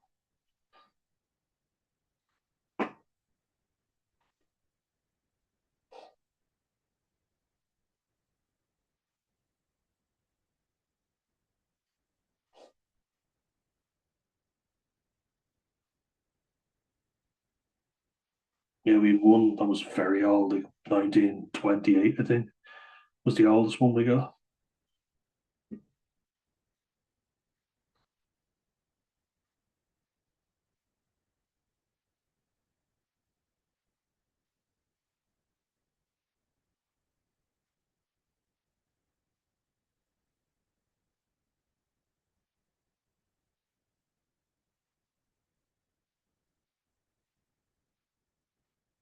Yeah, 1928, mad, isn't it? Very cool. When you can't move elf and you want to go to bed, but you'd be cruel to move the poor fella. There he is.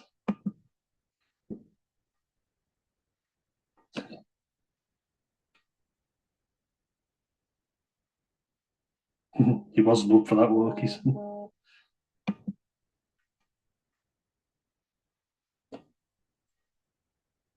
Yeah, we got a lot of orange weather warnings. The weather has been shite lately, really bad. But we've been getting through it and trying to keep going.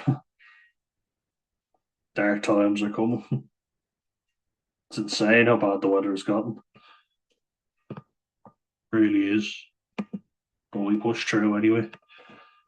I need to get outside in the elements, even if it's terrible out, just once a day, just to get out. Or I feel like shit. And that's why I couldn't start my 12 dips of December until I think my first dip was the 8th. Yeah, the 8th of December was my first dip. That is why. For anyone who says Ireland doesn't get extreme weather, that is Ireland.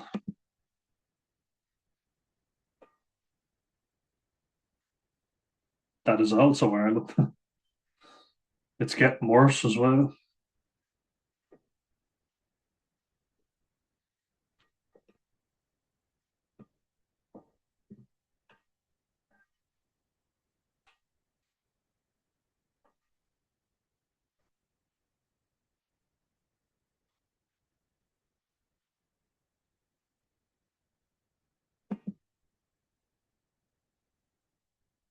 And then it calmed down. Actually, no, that wasn't. Sorry, this is me reminiscing when the weather was better. So it's easy to feel down as well when the weather's shite. That has been really bad lately. So it's only natural you'd feel down. And January's quite a miserable month anyway. We're now in February the 2nd, which is good. He's just reminiscing on the past. Look at that.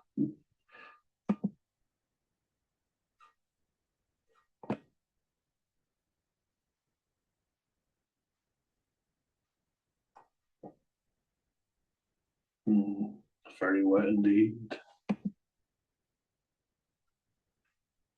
So this is day 100. What insightful things did I have to say?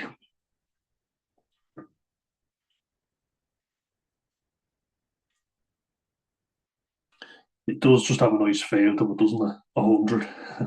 100 days is a good ring already.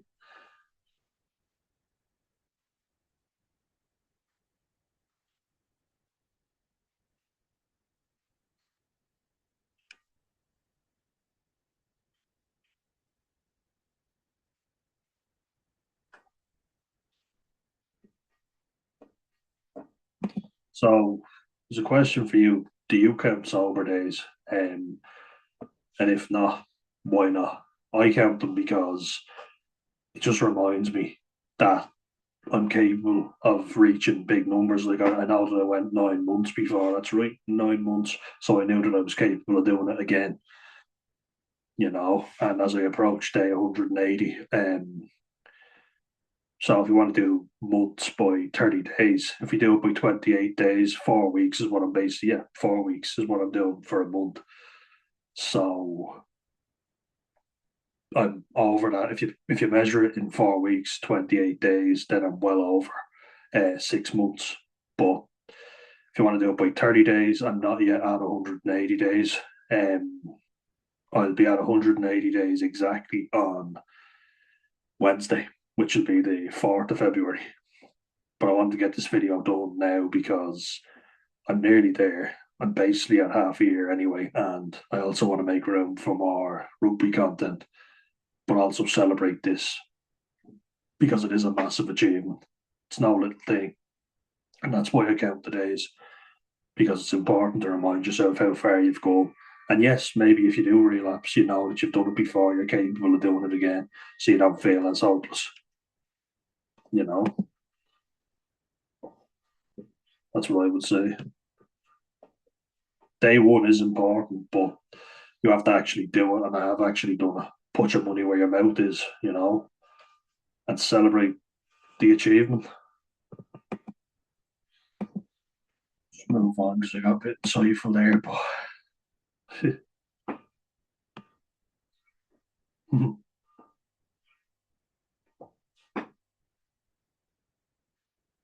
it was still pretty insane. And I've been swimming in some dodgy weather, but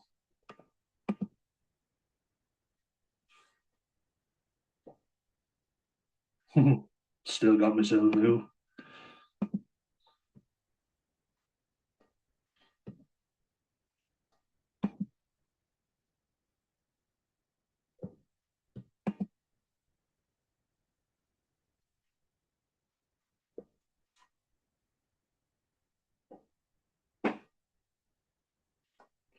So it's just a question: do you guys like alcohol-free beers? And for me, yes. Why? Because it makes me feel like I'm having a pint with the lads. I've got something in my hand, and being as anxious as I am, if I have a pint and I'm drinking something that looks like a beer, nobody's asking me why aren't you drinking, and it just helps me not feel as awkward, and I feel like I'm socialised. Do you know what I mean? I hope that helps. I know there's a lot of videos here, so I'll just go through them now. For fuck's sake.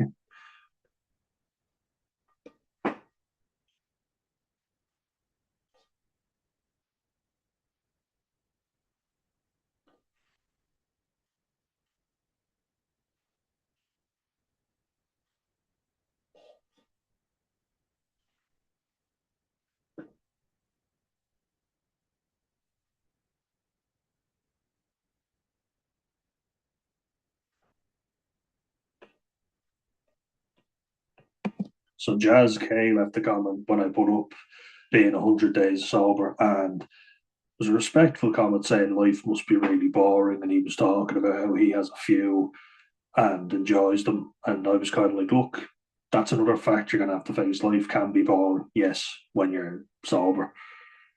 There's no bullshit in it. It can be very mundane and feel like you're just going along, but for the long run, it's better. That's what I'm saying here.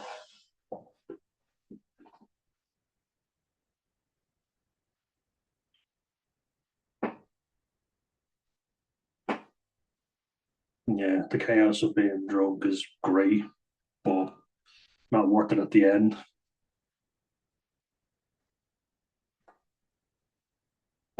And that's something I've done since I was born, was be an anxious wreck, overthink every decision I've ever made, then replay it in my mind, ruminate and fucking let it build and build, and I just keep getting so anxious and feeling such a worthless piece of shit. So when you have something like alcohol that just blocks that out, yeah, it's fucking great. It's amazing. So for someone like me, that's why it's even more difficult to quit, because I have something there that does it instantly in ways that medication has never been able to do. It's actually made a lot of my symptoms worse. Alcohol makes it better, but then when it fades, you're way worse. It's like with cocaine, brings you up. Alcohol does the same, but then you come crashing back down and you go below where you were to begin with. Massive up, massive down. Whereas if you're sober, you're kind of ticking along nicely. There will be good and bad days, but they're not extreme in either way. I hope that helps.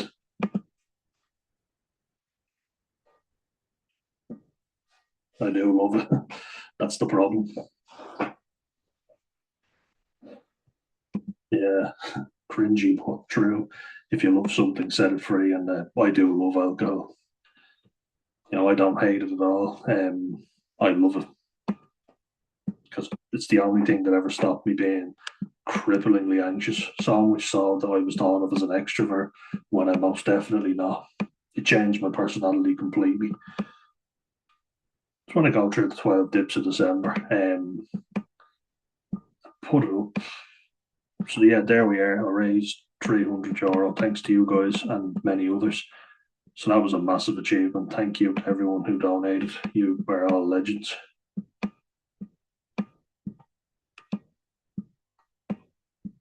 And yeah, I did a work video just of all the 12 dips of December when they were done. A lot of people from work donated as well. Massive thank you to them. Big happy head.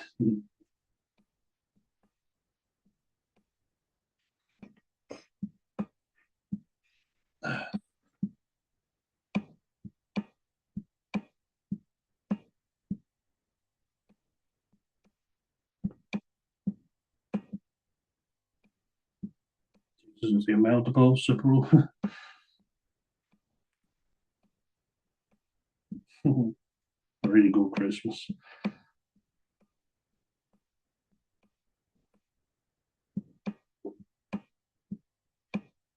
Got a Stephen's Day and a Christmas Day swim done, which was great. Uh, Poor spelling on that, but it doesn't matter.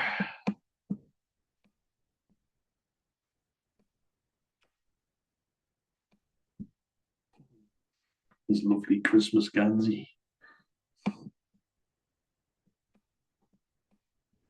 Boy.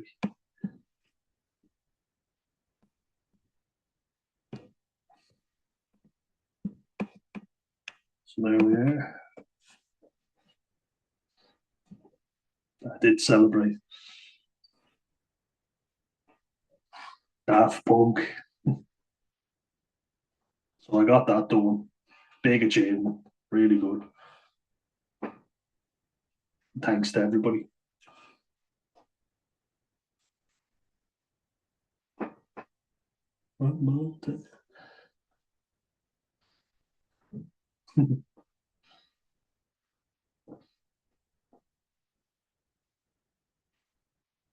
But not everybody does this, something that I did, and really glad that I did do it, you know, for a great cause.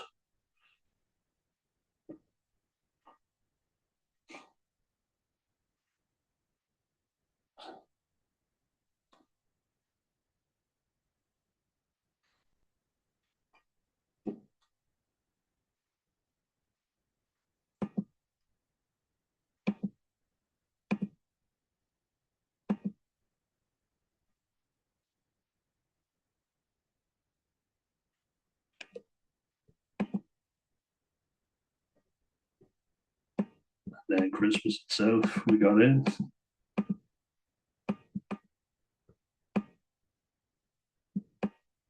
So yeah, really good Christmas. Had a good time over. The weather has been shite, as I say, but look, make the most of it as best you can.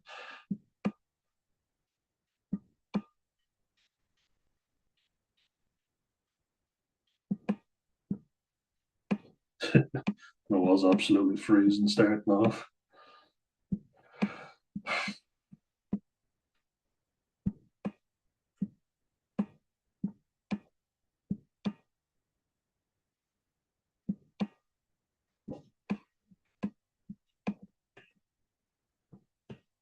It's a beautiful day as well.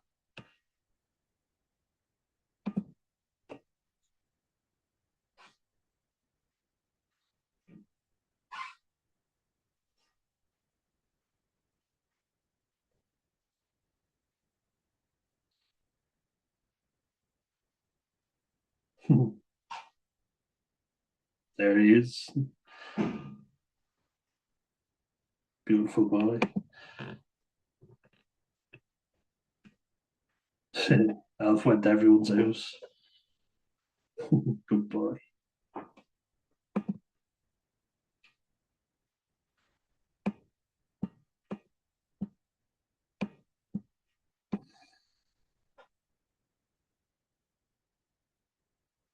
Jay, you can see how productive I've been anyway since deciding to get sober and got in for a swim Christmas Eve, Christmas Day, Stephen's Day, and New Year's, and then got in for the first 5 days of January. And had my incident, unfortunately, which freaked me out, put me in a bad way, but I'll get back to it eventually. And it was a very good Christmas, in fairness. Reached my goal of 1,000 subs way before the end of the year, and I'm over that now. I'm on 1,244, which is incredible. Thank you, guys. So it's the time of the year. More swims.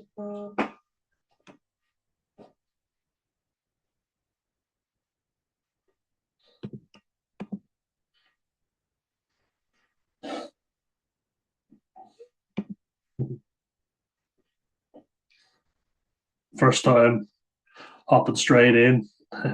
Normally I've adapted.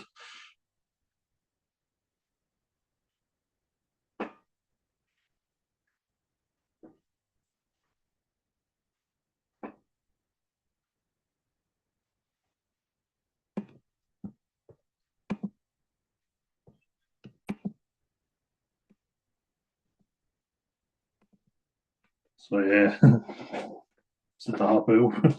This is me doing the Christmas dip.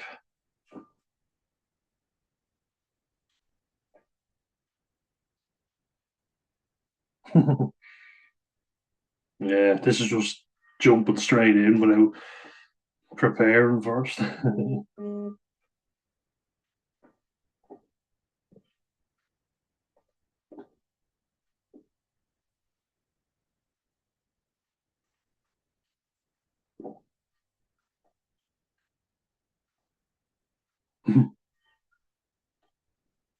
So far, 2026 has not been better. Oh well.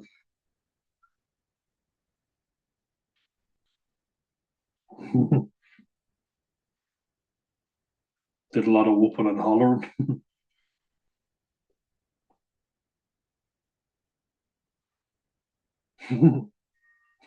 Oh yeah.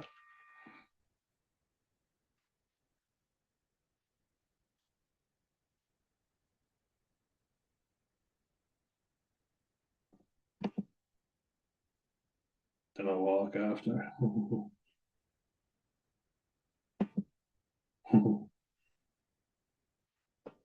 We found another sale, Baby Scott.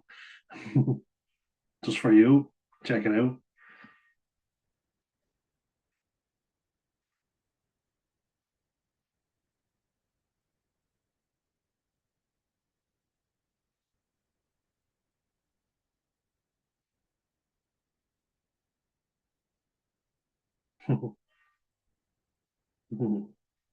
His little Gansey. I loved it. Sandy Gansey.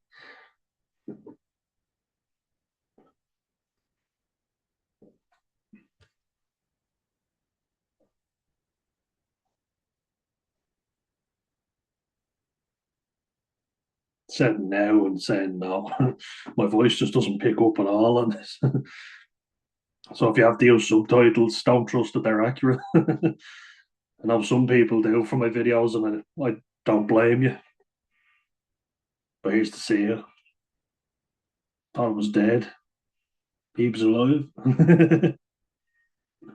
Disturbed the poor fella's sleep. Thank God he was alive.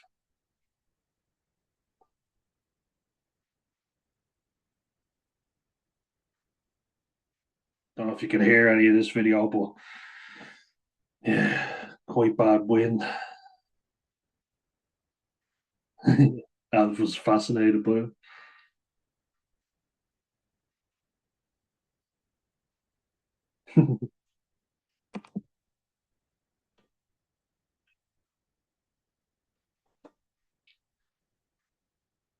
Another beautiful sky.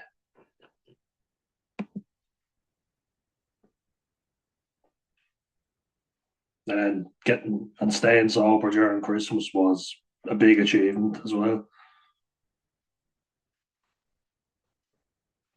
I'll go back and I'll show you the video that I'm talking about here. So I was talking about there, but I actually want to show you the night itself. So I went out for a staff Christmas party or Christmas dinner with work, and I was nervous that I was going to drink at it, but I didn't, and I nearly did. I told that story where I thought that a regular Heineken was put in front of me, and someone from the job had bought me a Heineken, so I felt like an ungrateful prick for bringing it back. But I brought it up and said, "Sorry, it's meant to be a Heineken Zero." Your man said, "It is, mate," and I was like, "Are you sure?" He said, "Yeah," and I was like, "Sorry, my eyes." But the important thing for me is that I decided I was going to not drink it, you know, and that's the main thing. I made the decision that I wasn't going to do it,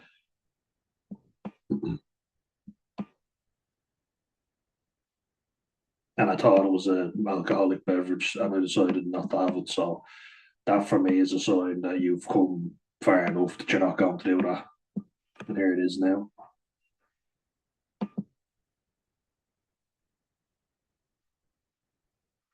See, in case no one believes me, you can see the 0-0. I brought one of the glasses home. I think everybody's kitchens are stacked full of them in Ireland anyway, of the bars glasses. Ooh, very nearly slipped up that night because it was just was surrounded. It was all women with me, about 12 of us, and only one fella. That was me. And I just thought I was going to drink because, like I say, someone bought me a drink. They were on double gin and tonics, and they were drinking all sorts. And so I just kind of felt like, fuck it, I'll have a drink. When it was put in front of me, I kind of went, I'll just give up and I'll have it. But I didn't. I stuck to my guns, and that's when the tests will start to arise. You can't avoid people forever. You can't stay in and live like a hermit, but you've got to do what you got to do. If you feel like not going out because you're going to drink, don't go out. Fair enough, I understand. But there was just some videos here now. There's one that I made. It's in the car.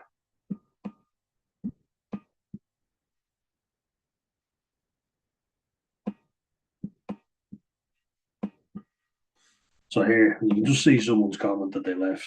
I'm talking about staying sober.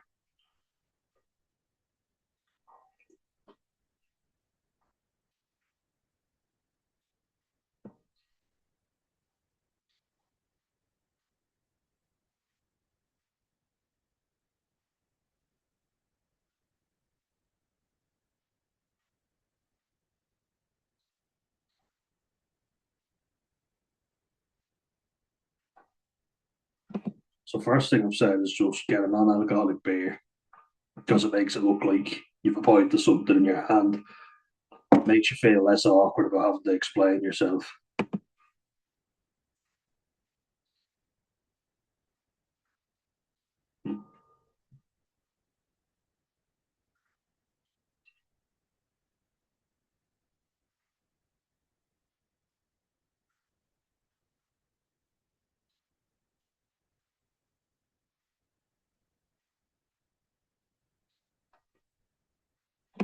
Then order your drinks separately. Do you see how that mix up happened? Because I didn't order my drinks, so I went and got two Heineken Zeros before everybody arrived.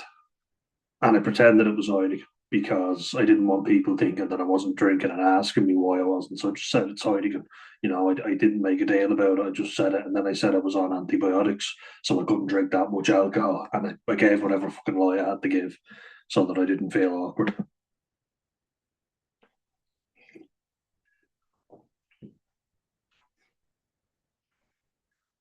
Mm. Because if people hear you saying Heineken Zero, I've had mates say it to me before in a good way, just go, sorry, did I hear zero after that? And they're basically like, why are you on the zeros? I feel very awkward if I have to explain, even in an amicable situation like that. So it just takes away that pressure.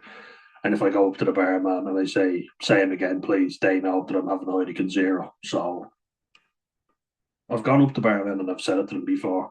Can I just say him again and then get the Heineken Zero? And usually they're good enough and they'll remember, especially in Ireland, they're pretty good at remembering the order. We're with bad memories when it comes to alcohol or alcohol free in this case. I don't like explaining that I'm not drinking, not at all.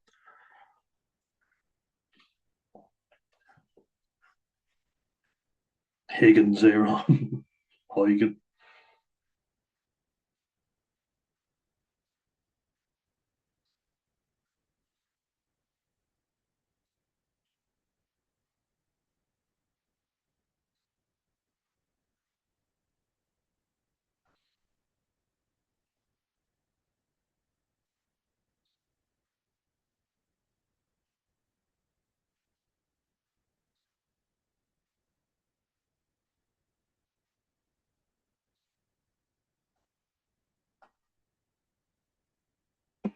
So yeah, order your drinks separately as well. It's another tip, just so you don't have to put it on the tab and someone will then ask, "Oh, what am I getting?" Yeah, they might get you a regular Heineken and then not a Heineken Zero, and you just don't want the awkwardness. Do you know what I mean? I don't anyway.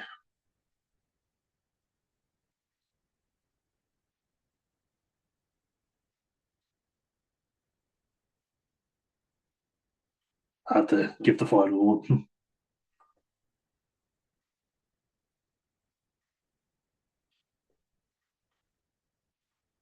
And then the final piece of advice was, if you feel overwhelmed and you can't go out and not drink, don't go out. Don't go out, but do go out, as Boris Johnson said during the lockdown. But do it at your own pace. That's what I was saying. Go for a non-alcoholic, go somewhere you're comfortable, and then don't do it if you feel like you can't, and order it yourself.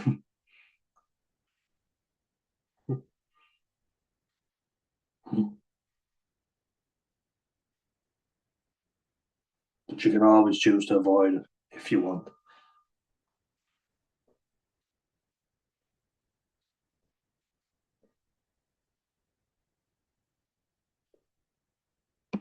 That's if you are going out, you know. But then someone says it here. This is really bad advice. Yeah, go to the place where they sell the drug that you can't control yourself on drinking and get yourself surrounded by other people drinking. Lol, bro, just don't go to the places that sell the drugs.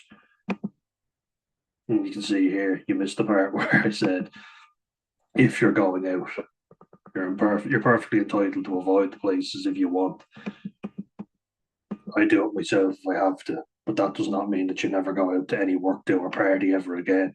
And I just want to prove my point here, so I might seem a bit petty, but the point that I was getting at was go to the place where they don't go to the place where they sell the drug. and I just posted when I was in the supermarket and the amount of alcohol that was around me. And the point that I'm getting at here is, do you never go shopping again because there's alcohol there? They sell alcohol in the shop. Every supermarket will sell alcohol. Do you just avoid them because of that? Because if you do, then you're never going to go anywhere. And this is what I was getting at.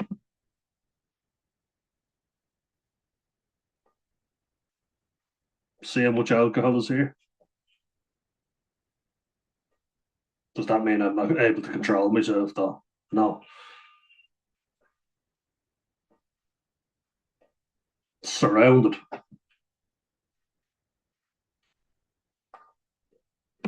You don't just stop going to the place because they sell alcohol, because then you'd avoid so many places.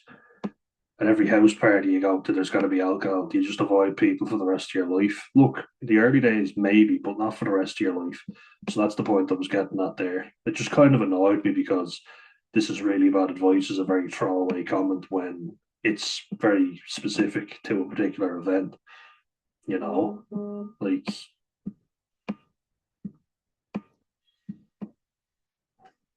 people will say just avoid the place. No, some places I like going to.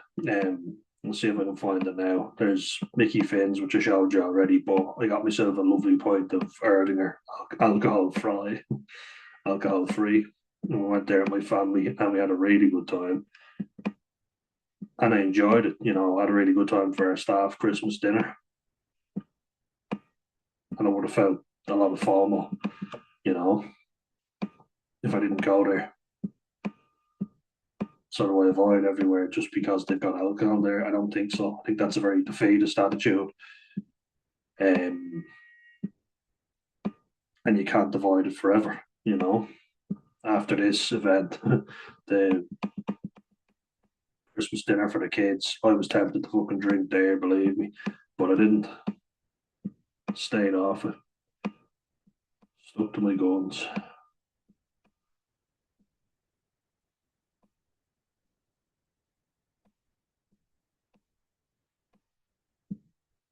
So I just want to show it because it's a place that I love going to.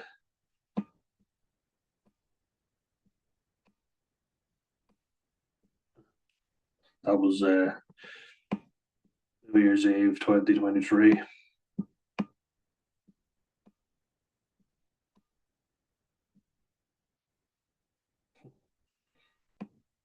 I was very busy doing the Christmas hampers and in Tesco and everything. Like I kept myself very busy over that period, and that was a period where I was afraid I was going to drink for sure.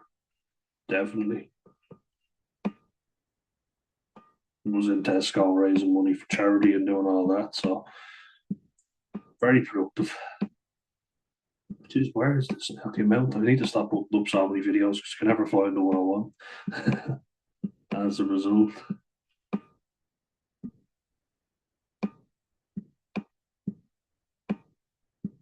anyone listen to our band? They sounded pretty good, didn't they?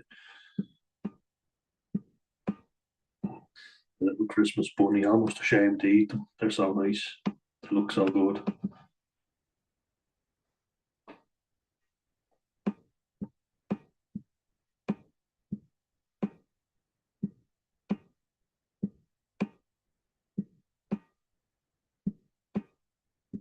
They're a beautiful boy.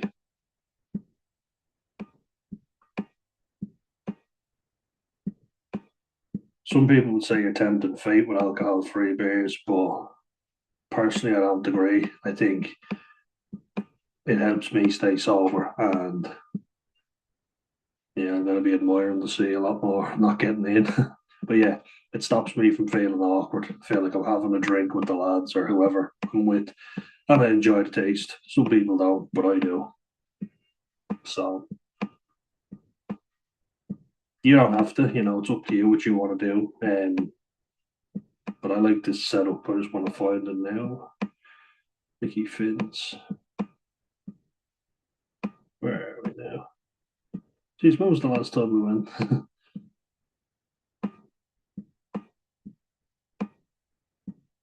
Jeez, I didn't think it was that long ago. Okay, there we are. This is my favourite setup in the food. Mickey Finn's is incredible. So didn't realise it was so long ago.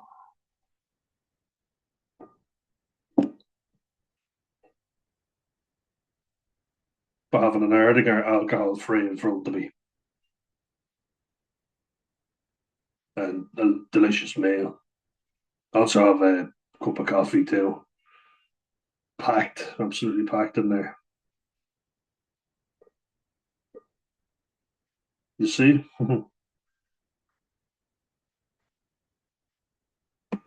It's alcohol free. You can read the bottle there. Don't know how good your eyesight is, but that's a setup that I love, and I will go to places like that for a dinner. So you can avoid them if you want, but I prefer going and enjoying them. Then a few reminiscences about the past.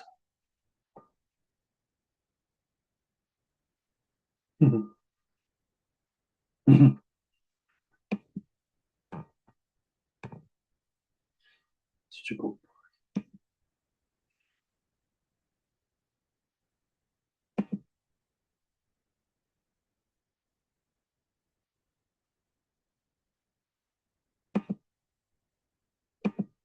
Gone back a bit. But yeah, you can see all the football that I've played, all the things that I've been doing. And then like you just see each day when I got in swimming, fine day one, because that was a really big achievement getting in and doing the 12 tips for December. You know, I've done every day in November previously. But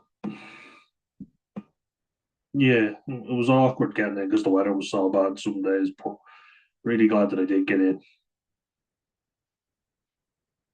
I know it's been a long video, but I just want to show you that it's not all doom and gloom, that you can be productive when the weather's bad, but when you're also like you're trying to stay sober, you're trying to keep yourself active. There is something you can always be doing. That's what I'm getting at here, you know. Let's bring me back to the same spot. Looks like it, doesn't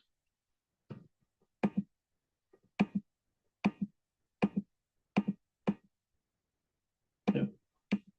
Yeah, yeah, yeah.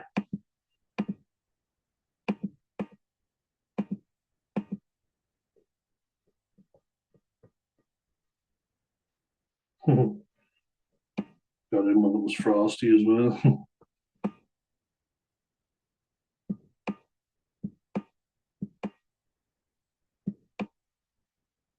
Yeah, it's going back in itself.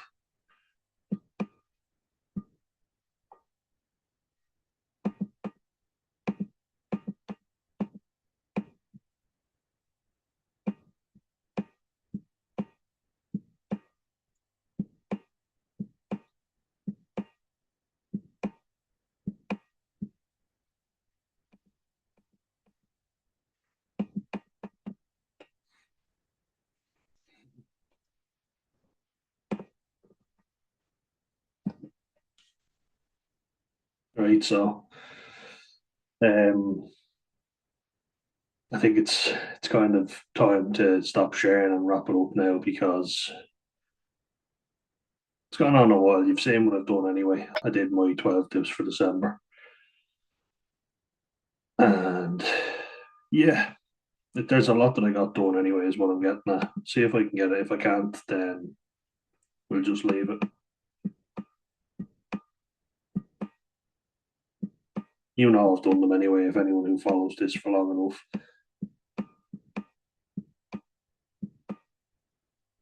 Find the doctors aren't listening to me by how much exercise I actually do. Like I do a lot, you know, and I'm quite active. It's the diet though that needs some work for sure. It's not working. Fucking so yeah. Anyway, I wanted to show you the channel that I recommend. So Backcountry Stew. These are the channels that have really helped me stay sober. This is him now, and Stu was a subscriber to my channel. I love his videos. some mad stories from him. Um, Definitely worth a watch and check him out if you haven't already. He also shares how much shit he put his family and his girlfriend through. Highly recommend you check that out. 100%. Now we've got Steve Sober Living.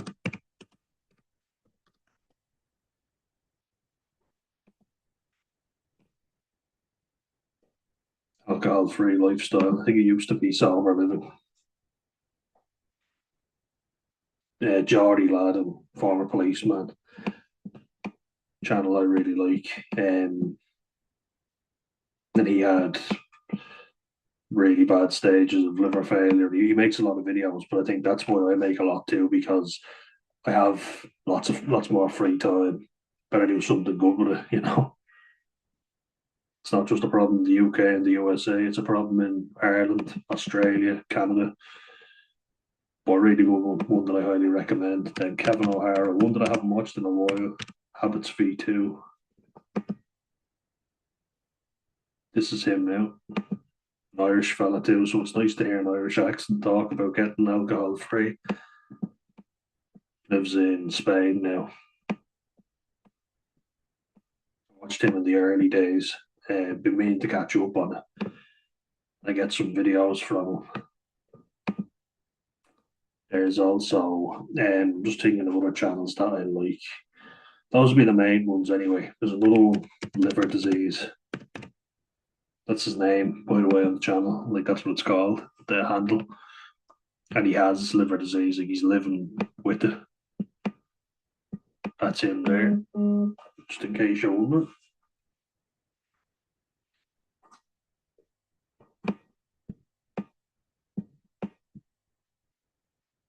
And he's living with it, so yeah, big challenge. And then Noah Thomas.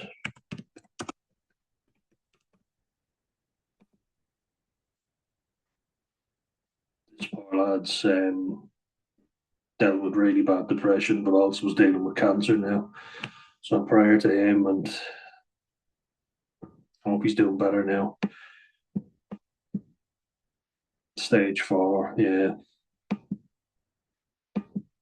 You get sober, and then you get yourself healthy, and then this shit happens. It's unfortunate. So big no now. That's the name of his channel. That's me. And then yeah, even I will go to me because I've got a few pages that I just want to share with you in case you haven't seen them already.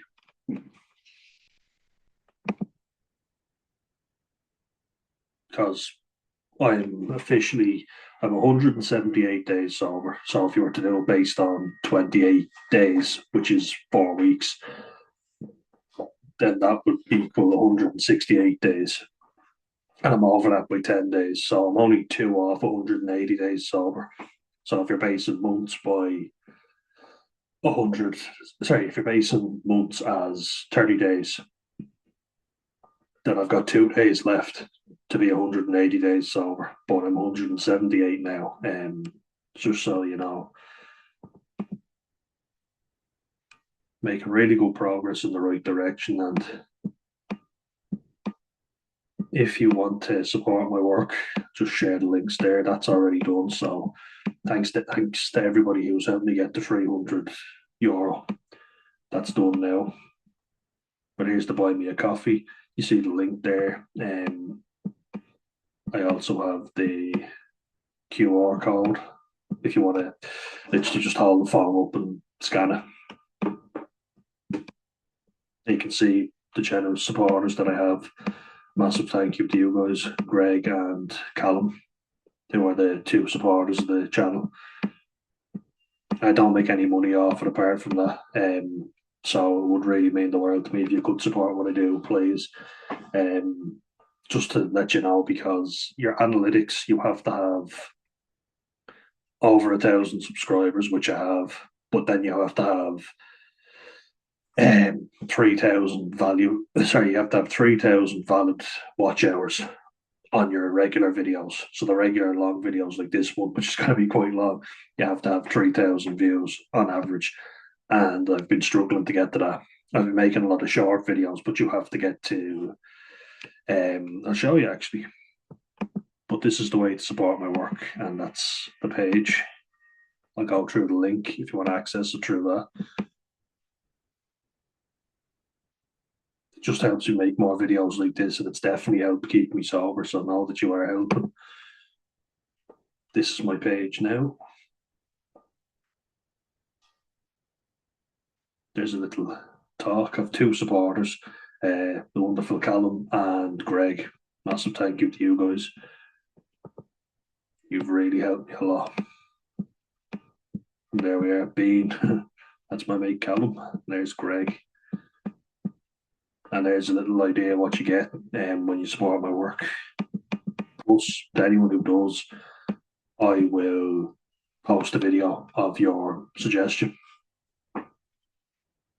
So, whatever topic you want, I'll cover it. Early access to videos, I post it right here, letting you know it'll be updated. So, you'll get access to that. Any video that I'm making, I will post it in here. So, if you support my work, that means that I can put more money into this channel and hopefully grow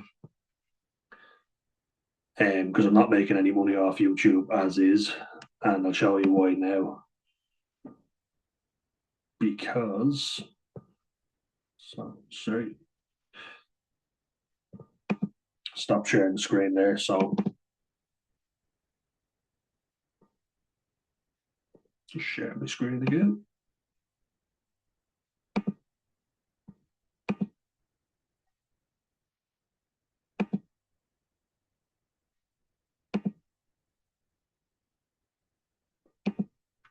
To show you the analytics and what you need in order to make money on YouTube. And of course, a couple of rugby videos are incoming, so do stay tuned.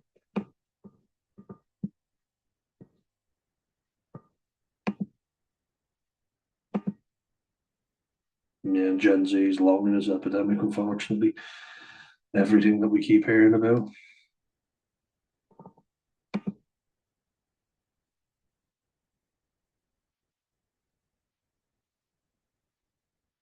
So,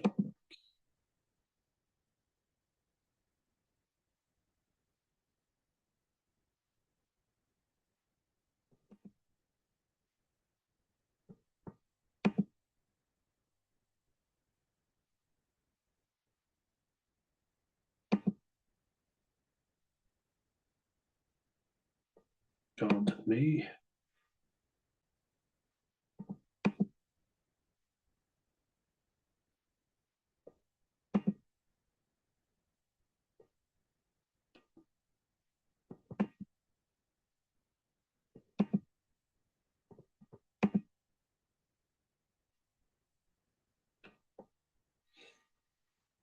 And then, like, if this thing loads, it's just taking a while. But you can go into your analytics here, and you could see I'm getting a lot of views, but it's still quite difficult to keep it going. So it's actually gone down a little bit. It's very hard to maintain the views. That's the thing that I'm getting at here. For your regular videos, it has to be 3,000, and I'm not getting that, unfortunately. It's hard to keep the watch time up. I know it's a lot of numbers here, but you need something like 10 million short views in the last 365 days. Yeah, 10 million. That's right. So get quite a few views on it, to be fair, but not enough.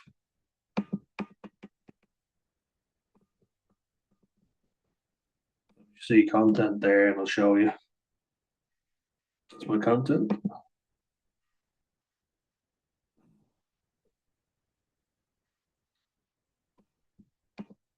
So That's true. My short videos that I get the 9,000 has to be at 10 million,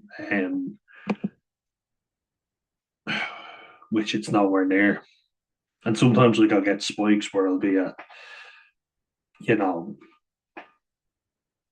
200,000 maybe for short videos, but that's not nearly enough. And unfortunately, you can't make money off that. So if you could even like share my videos, that would really help me. Um,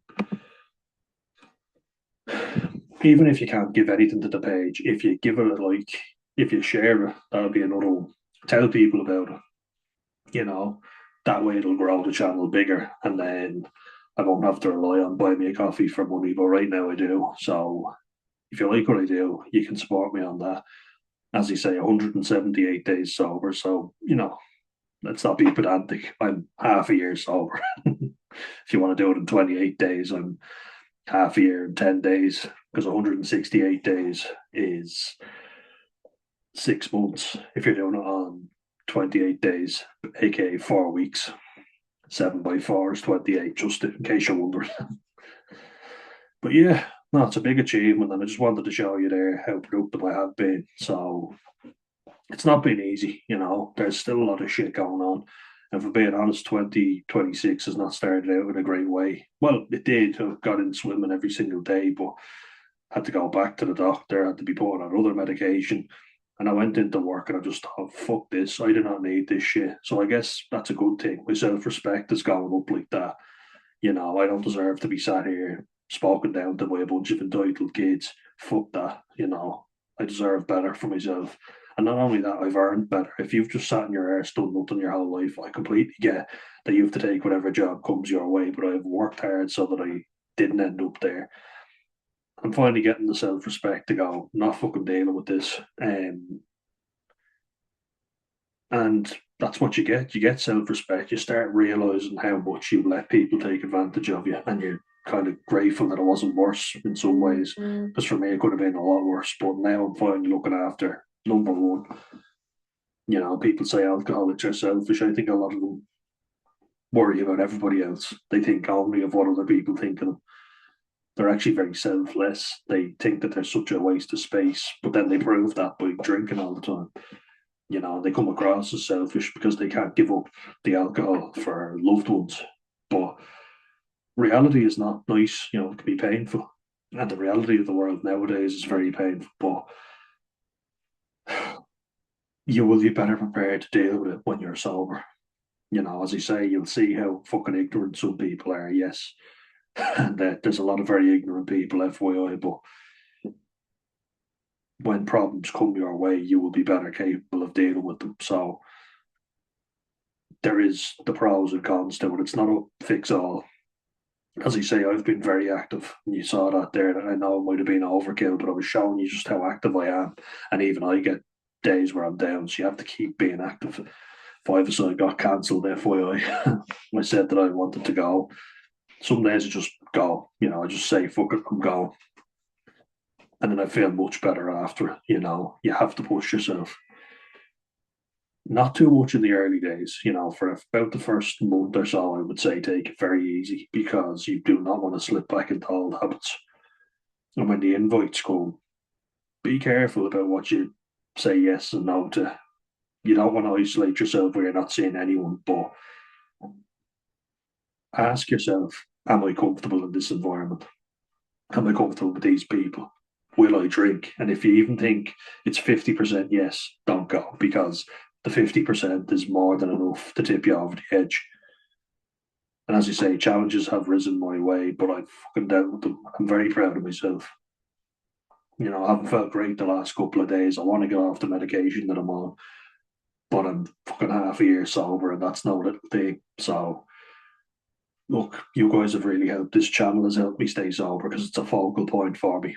I haven't felt motivated to make videos lately, but I've been making them. They haven't been the most upbeat. I understand. I apologize for that. I haven't been the most upbeat myself, so that's why.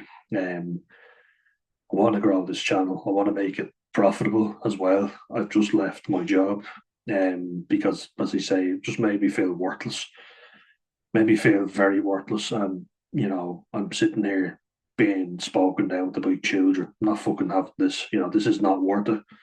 Wasn't being paid nearly enough to deal with that shit, so I'm not fucking dealing with it again. And I'm looking for college courses. I'm starting a course in exactly 1 week where I'll be managing anxiety that lasts for 6 weeks. So yeah, let's hope that goes well, touch wood. And I'm also seeing my addiction counsellor very soon. So, things are going in the right direction. And half a year is no little thing. It's no little thing at all. So massive thank you to all you guys. You've been great. Um, as I say, if you want to support my work, the Buy Me a Coffee link is open, and it'll just mean that I can put more effort into these videos, more time and effort. I can make it profitable, and won't have to have a job in the background in the meantime. So anyway, I think I've rambled enough, guys. The computer was even cutting out on me. I also recommended some channels that have helped me stay sober. So look, let's keep on keeping on, and hopefully I'll get to a year. That's the goal, but one day at a time. You got to take it each day as it comes, because if you build it up into something too big, if you're anything like me, the anxiety will overwhelm you and you won't be able for it. So look, delighted. It has not been fucking easy. It's been a fucking monumental challenge staying sober, but this time the difference is that I've been serious about it, and I don't miss alcohol because I know what I'll feel like the day after. The hangover, the fucking miserable, depressive mush on me the next day. Sometimes I feel drunk because the medication that I'm taking is not great. It's fucking with my head. I'm feeling dozy. My speech isn't great. My mouth is very dry, hence all the liquids. But I'm not feeling sorry for myself. I'm pushing through, and I'm not picking up the bottle. And life is better for it. Okay, so next goal will be getting off all the medication that I'm on. If I can stay sober, I don't think I'll need it. Instead of putting more shit into your body, take less shit. I don't need the antidepressants, if I'm not putting the depressant into my body, and that goes for weed as well. Not smoking either. So things are ticking along nicely, and I wrap it up there, guys. Slán go fóill. Great achievement, and I'm finally there. I'm really happy. Um, come on, Ireland. I'm very nervous for that game, but we'll see. I'll be watching it at home anyway, and taking it handy. Game on a Thursday. Weird one, but look, it is what it is. So, it's long, guys. See you in the next one. Bye for now.